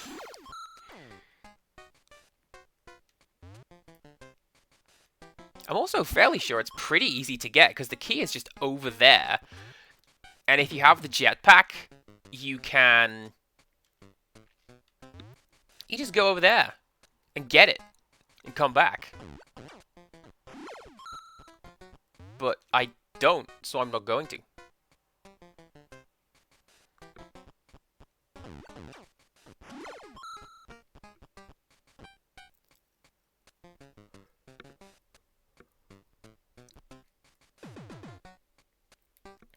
I get the feeling that getting that particular song to #1 for Christmas is going to be a killing in the name sort of situation where the BBC goes, we're not going to acknowledge what the #1 is, we're going to play the #2.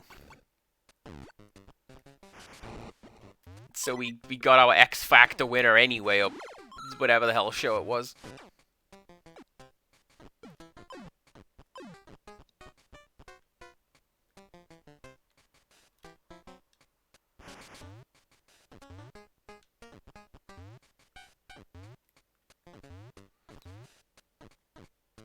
I'm thinking of another room. There's a room very similar to that one where there is a hidden series of steps.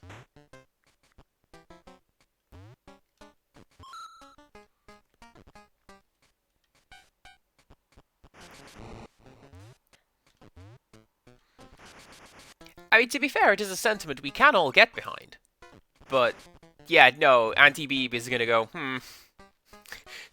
I do not approve of this foul language. We'll have less of that. Oh.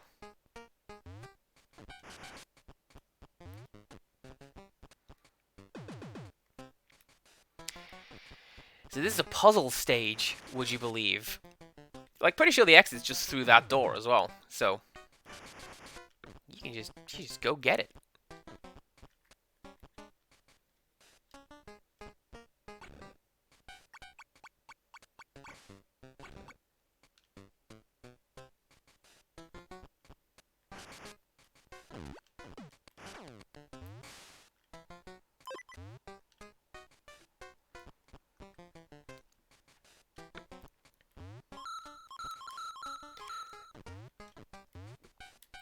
I don't know how I didn't die to that, but I'll take it.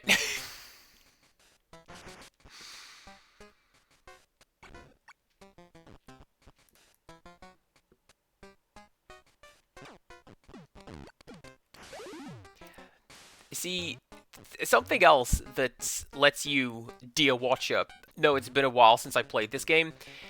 I remember when I did my Let's Play of this, that I went, oh yeah, here's a solution. And then I just went to the end.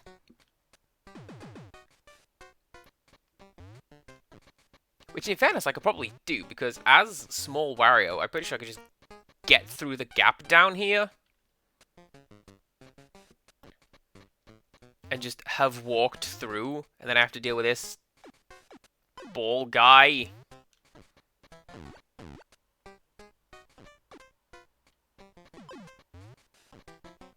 Whatever, it's fine. Don't even worry about it.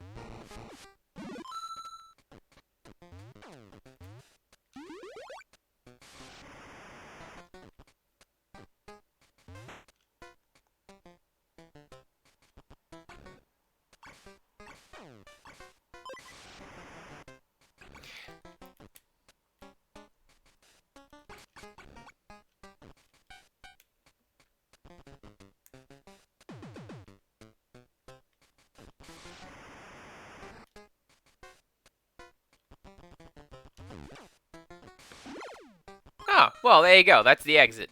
That is not quite what I came in here to do, but there you go.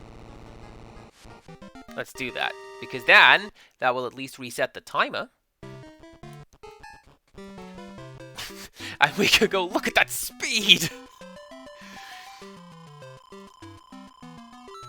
We can add 1 to the level completion count. And we can try again.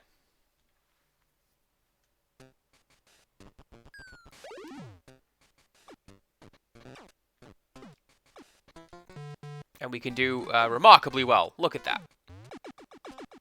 It's definitely intended to do every part of that.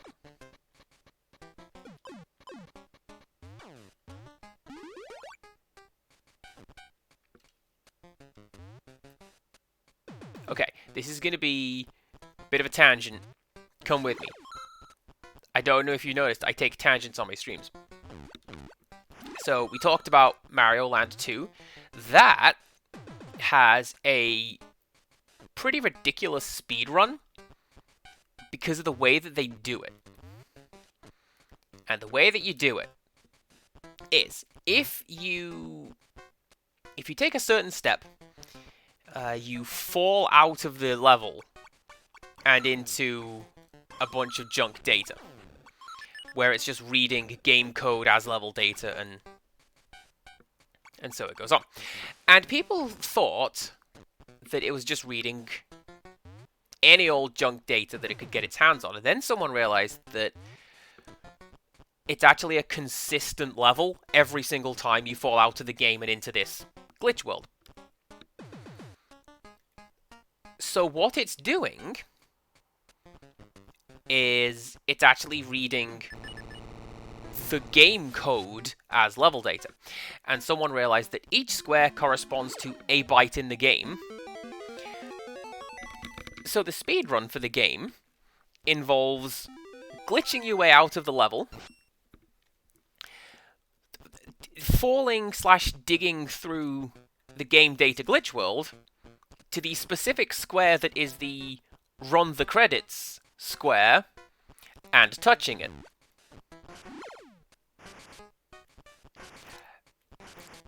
It's ridiculous. How did somebody work this out? The speedrunning community is just mutants sometimes, because that's ridiculous dedication right there. Yeah, 1 coin. Definitely worth it. Let's go back over here.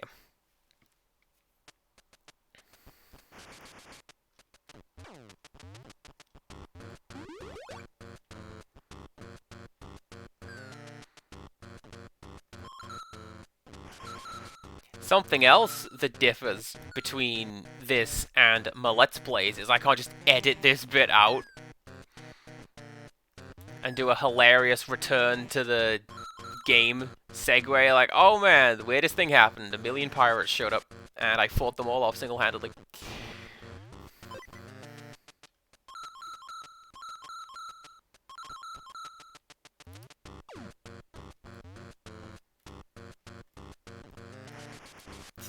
Well, farewell, minecart friend.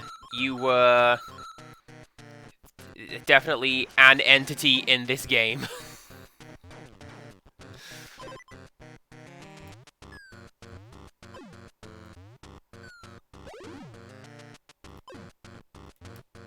That one was hardly fair.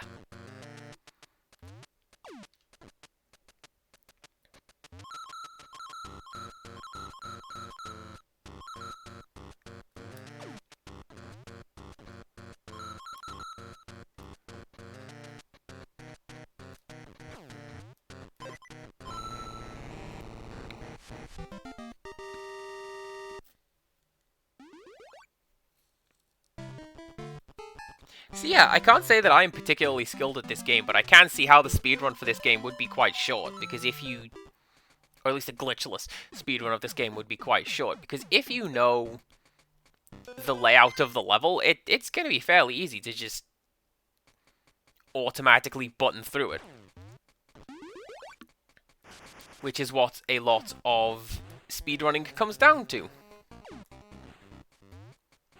At least the ones that I have seen.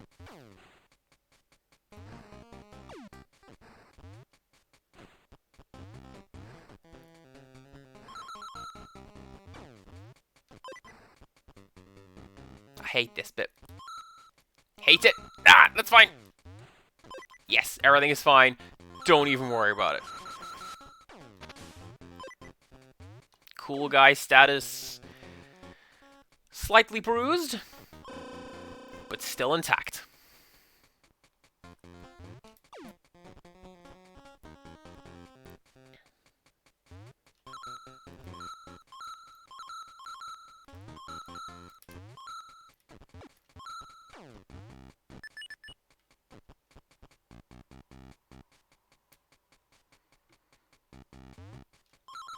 Do we explain the idea of having killing in the name as a Christmas #1? I feel like I should. So, like, that's fine. In England, the song that is #1 on Christmas Day, it's kind of like a thing, and you want to aspire to get it. We've had some odd ones. I want to say Stan was one of them, by Eminem. And it was nearly Bob the Builder, like the theme tune. What a wild year that was. Anyway, lately it's usually like whoever wins popular talent show, like Britain's Got Talent or the X Factor or what have you. And this one year, as a nation, we decided no.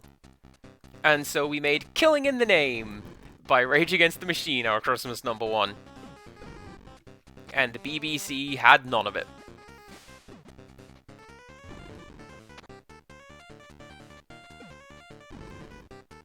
So that this is a boss. This is a disgusting boss. It's very Wario-esque, though. You just to grab that flaming snot and throw it right back at him.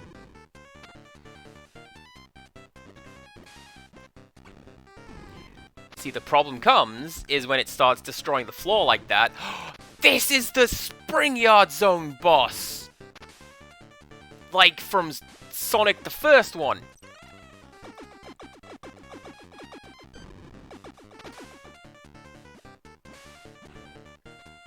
I don't think I'm going to be able to win this one now. Unless he decides he's going to bounce one over here.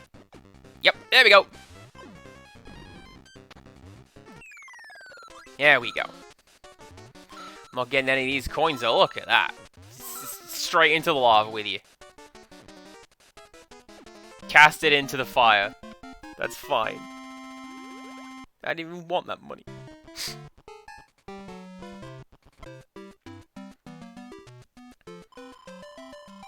Although, yeah, the last few Christmas #1s have been the same act.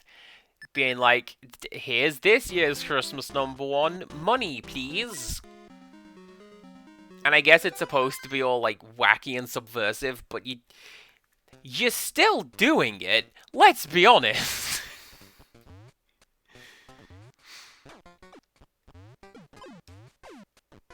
Where's cashing in on Christmas by bad news? Give me some of that. Oh, Bob was the Christmas #1 preventing Stan. Alright. But the fact that it was Bob the Builder versus Stan for Christmas #1 is wild to me. That was the state of England in that particular year. Oh, here it is.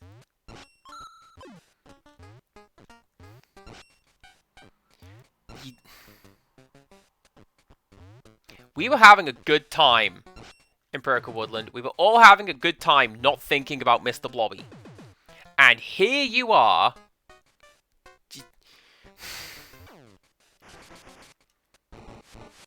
I hope you're happy.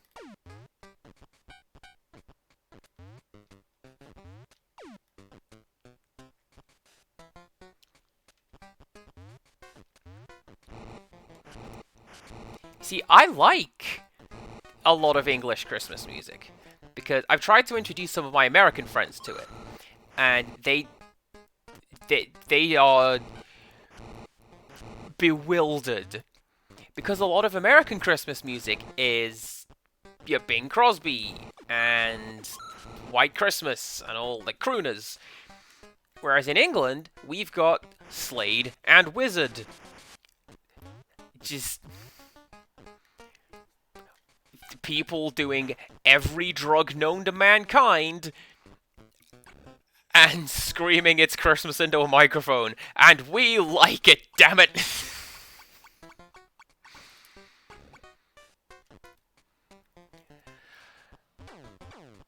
Empirical Woodland, is it Lulu?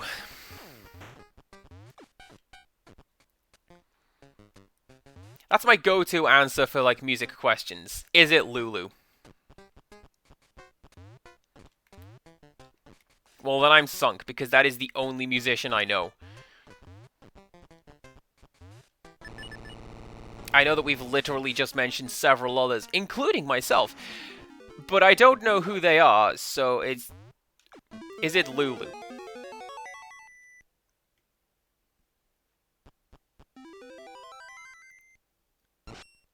What? Okay. Was it? Okay, that's a ways worse than I was thinking. I was going to say, was it No One Quite Like Grandma? Because that's... That is just saccharine sweet, and I'm not keen. But no, the thing you said is a lot worse than that.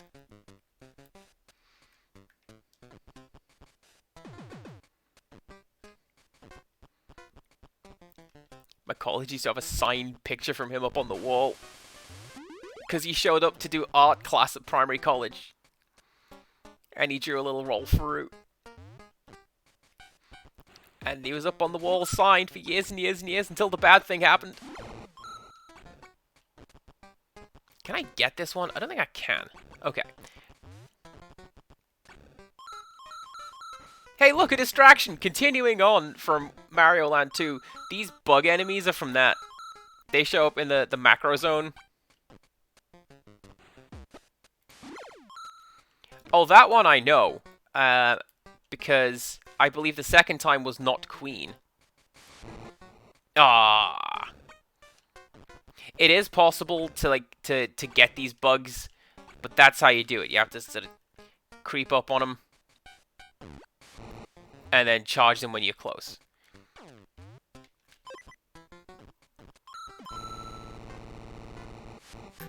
Which I'm choosing not to do. The answer is Bohemian Rhapsody, because I know that one, because I put that in a family quiz night. And I believe it was Queen and G4. It was the other guy who did, or group, that did Bohemian Rhapsody. Right.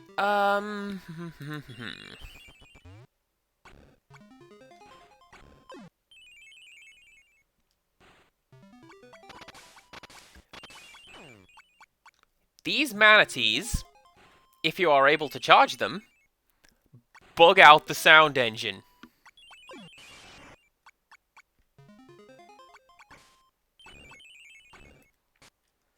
Like, it's possible to hit them with your little jetpack, and in doing so, it doesn't like it.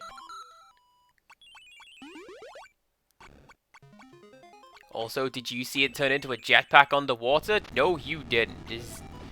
This is a well-programmed game. I'm kidding, it actually is well-programmed. Ignore me being facetious.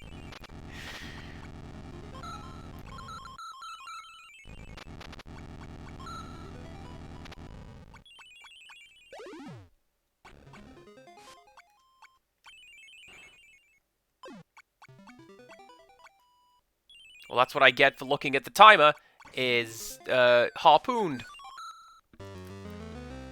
And swimming into a whelk.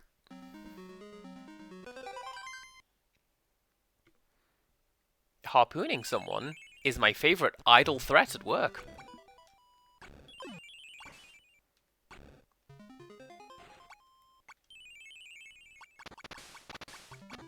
Because I feel like it's slightly more severe than you'll be in trouble if you keep messing around, but it's not you're going to be in deathly serious trouble, because I'm not. I don't know if you've noticed, dear chat, I'm not a deathly serious person. Ah. But, yeah, quiet down or I'll harpoon you.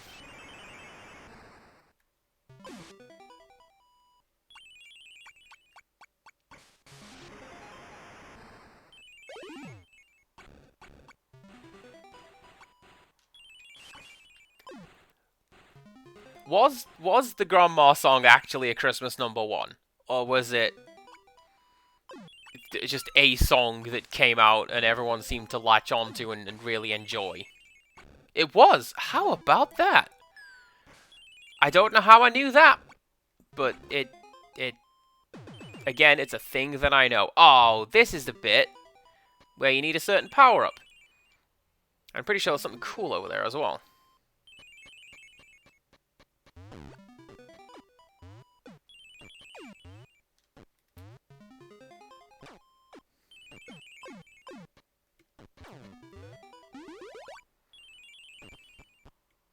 Oh.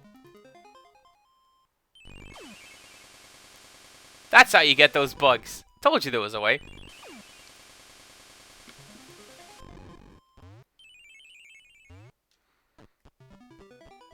Honestly, the Christmas tradition in my house is Hey Ya by Outkast.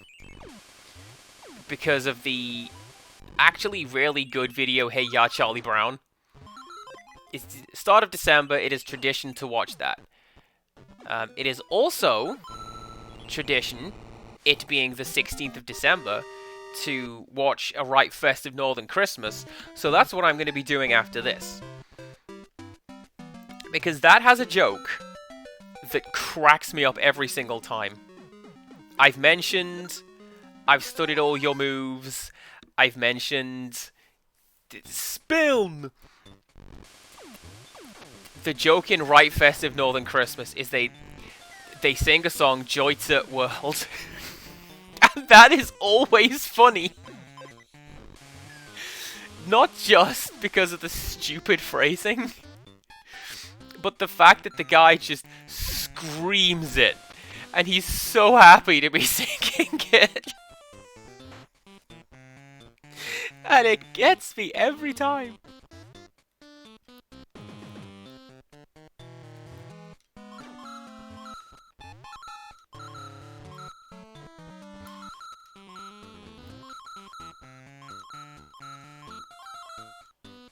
What else have we got? The line, sarcastically, I'm in charge. That's pretty great. Apparently the fact that I named one of my Pokemon Ball Slapper is pretty funny too.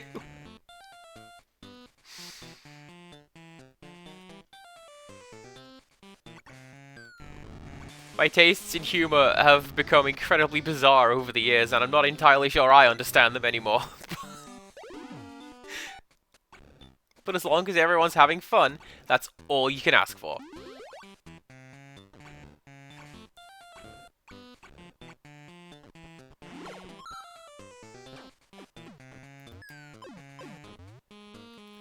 Did you see that trick shot? That was a pretty cool trick shot.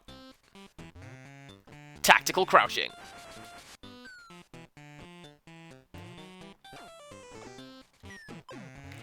I mean, I'll be honest with you. Additional trick shots. It's not what I'm into. Empirical Woodland.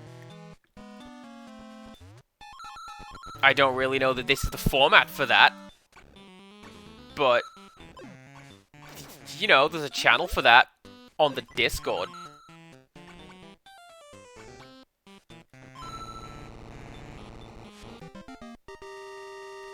And, yeah, it's all good. This is why our command for Criddle suggests that we touch all of the butts consensually. As one should. I think there is a treasure in this stage. And it's in, like, the middle of the rigging on the mast.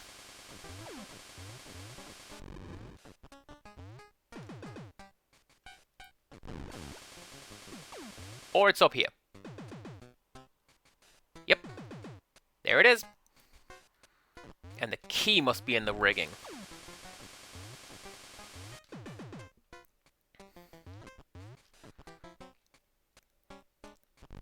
Once again, information you would think vital is escaping me, and I don't know them.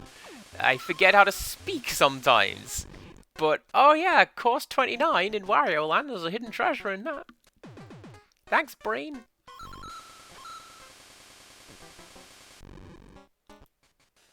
I'm gonna keep the dragon hat for now. Because that's the trick door. I'm pretty sure if you go through that one, you end up right back at the start. Or is it this one?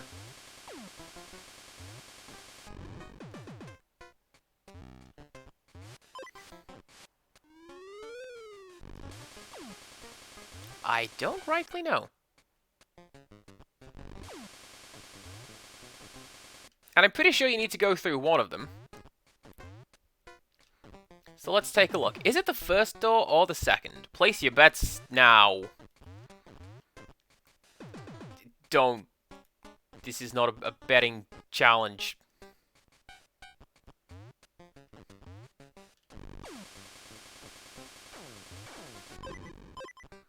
Well, that wasn't even the exit anyway. That's fine.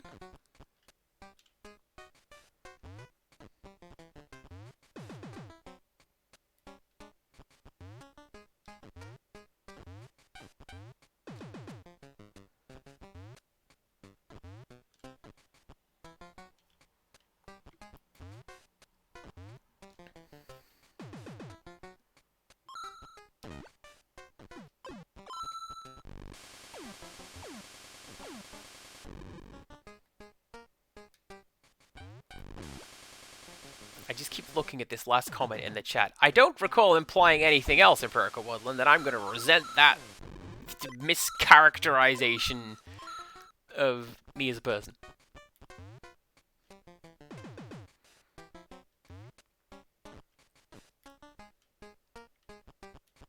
I'm going to request a written fact of judicial finding. I don't know what I'm talking about. I'm watching this court case in America, and I basically hate watching it because it went, hey, do you want to watch this sovereign citizen like try to intimidate and sovereign citizen his way out of multiple murder charges? And I went, I'm probably going to hate that YouTube. I should watch all 19 days of it. And the court case is fascinating because it's just cartoonishly obvious what is going on here. And every step of the way, the guy's like, I bequeath thee to habeas corpus and memento mori and other Latin phrases. And everyone's just looking at him like, mate, no.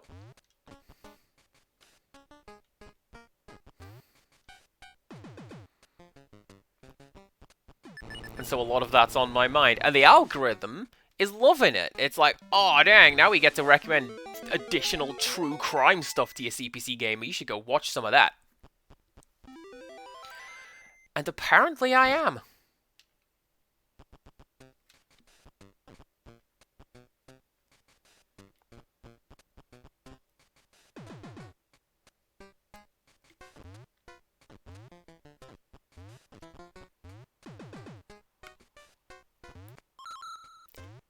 Although you are factually correct, you didn't quote it. So I'm going to take that as a win.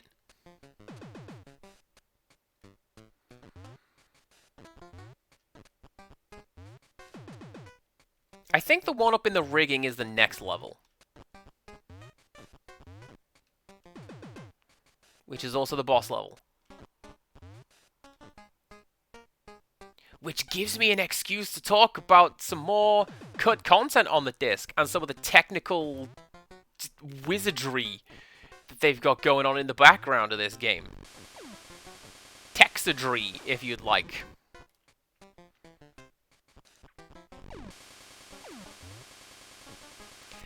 My algorithm doesn't know what I want anymore because there's a lot on there.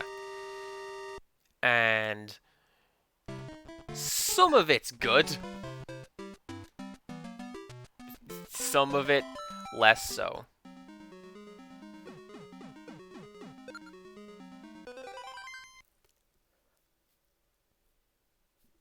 Okay.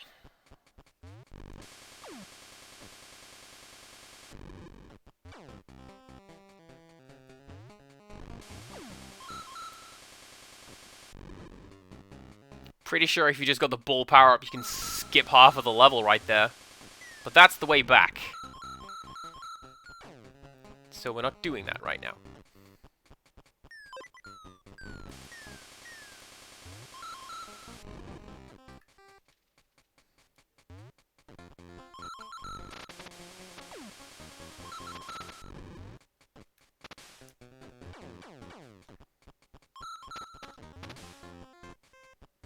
Is that where I came out? That's where I came out in the first place. And this thing really wants me to have a bunny hat, so I'm going to take a bunny hat. There you go.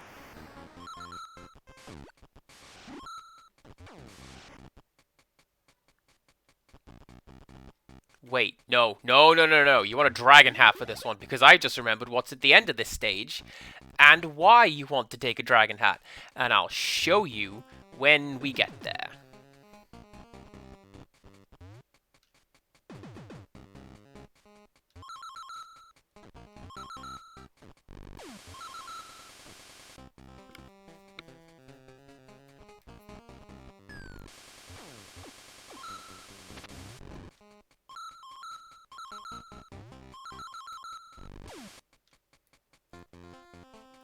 Because I'm pretty sure one of these boxes has a key in it. And that just out in the middle of nowhere on this ship is the door. That's what my memory says, and it has literally never proved me wrong at any point during this playthrough. Footage from Ring camera doorbells. That's weirdly specific, Empirical Woodland. How's that? Is that the, like, door thieves get fooled, open brackets, best quality, that sort of thing?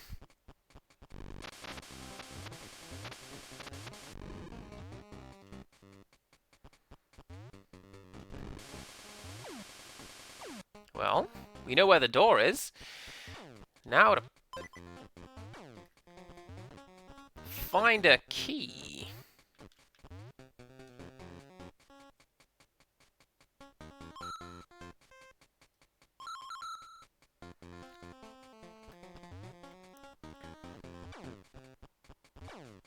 Oh, it's right there. That was pretty easy there, game. Here I was talking about some of these treasures, you have to do some nonsense to find it, and this one's just right there. This one's a football. This one is an American football.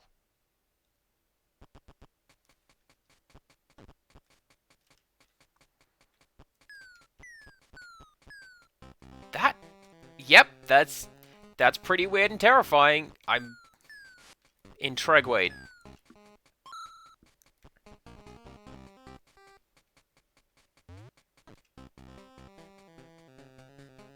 Also, this is a really, really clever bit of level design.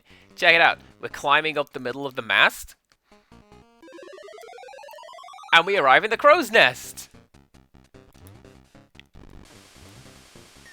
Anyway, I'm pretty sure this boss is the only boss in the game that can be hurt with fire. Because of the way that this boss is programmed.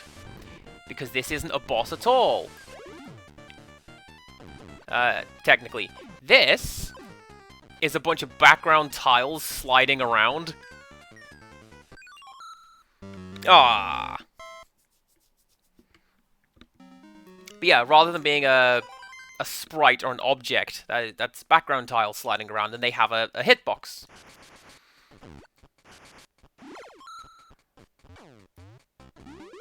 And you can take advantage of that, and yeah, it's the only boss that could be hurt with fire.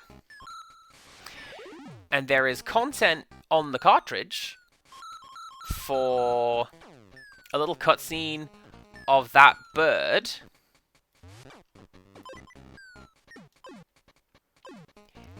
If they're blind, how come their eyes bug out like that when you pick them up?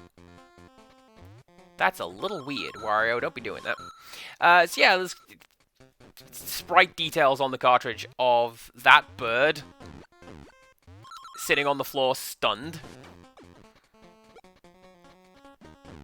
And it was probably going to be used as a cutscene, people seem to reckon. But they didn't. Because you can't include a background with that boss on account of it would just cause way too many graphical screw-ups.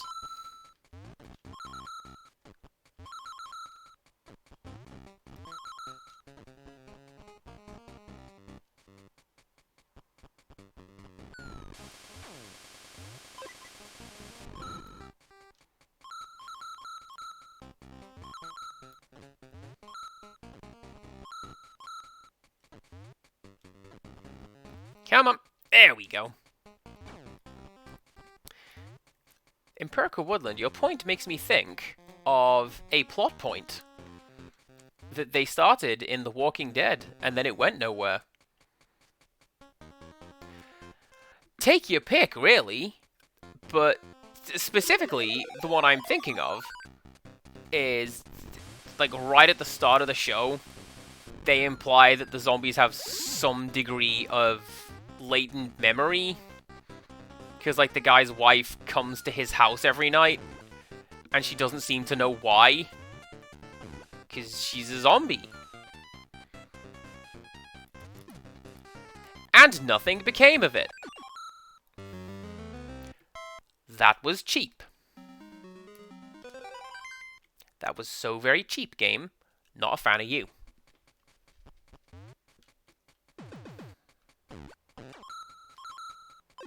Yeah! I'm so happy I got to do that! Told you, it's real easy to just jam sprites into the wall and then they die. Can't duck that, apparently. That's fine.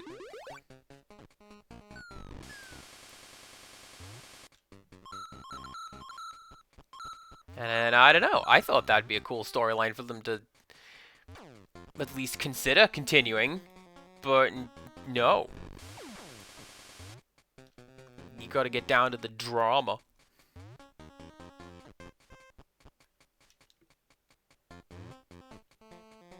The reason I'm not getting this box, by the way, I'm pretty sure it's got garlic in it. Which would be super cool, and it would give me the bull power-up, and I don't want that right now. I want the fire power-up, because I'm determined to do this boss the cheap way.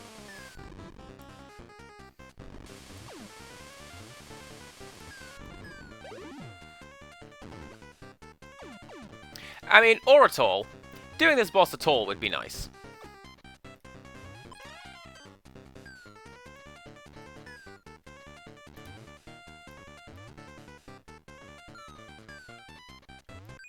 Also, I'm pretty sure this boss comes back in the next game.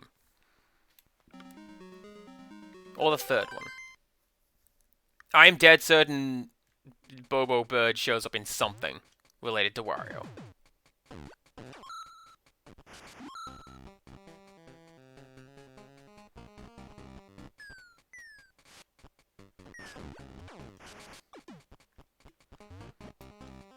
You know what? You can live in this timeline. Everything's fine. Don't even worry about it.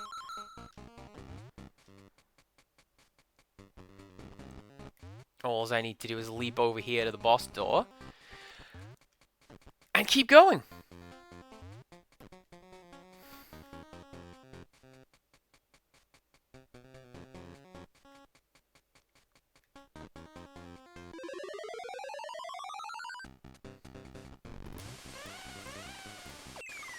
Ha! There you go. I told you there's an easy way to do the boss. And it's just like that.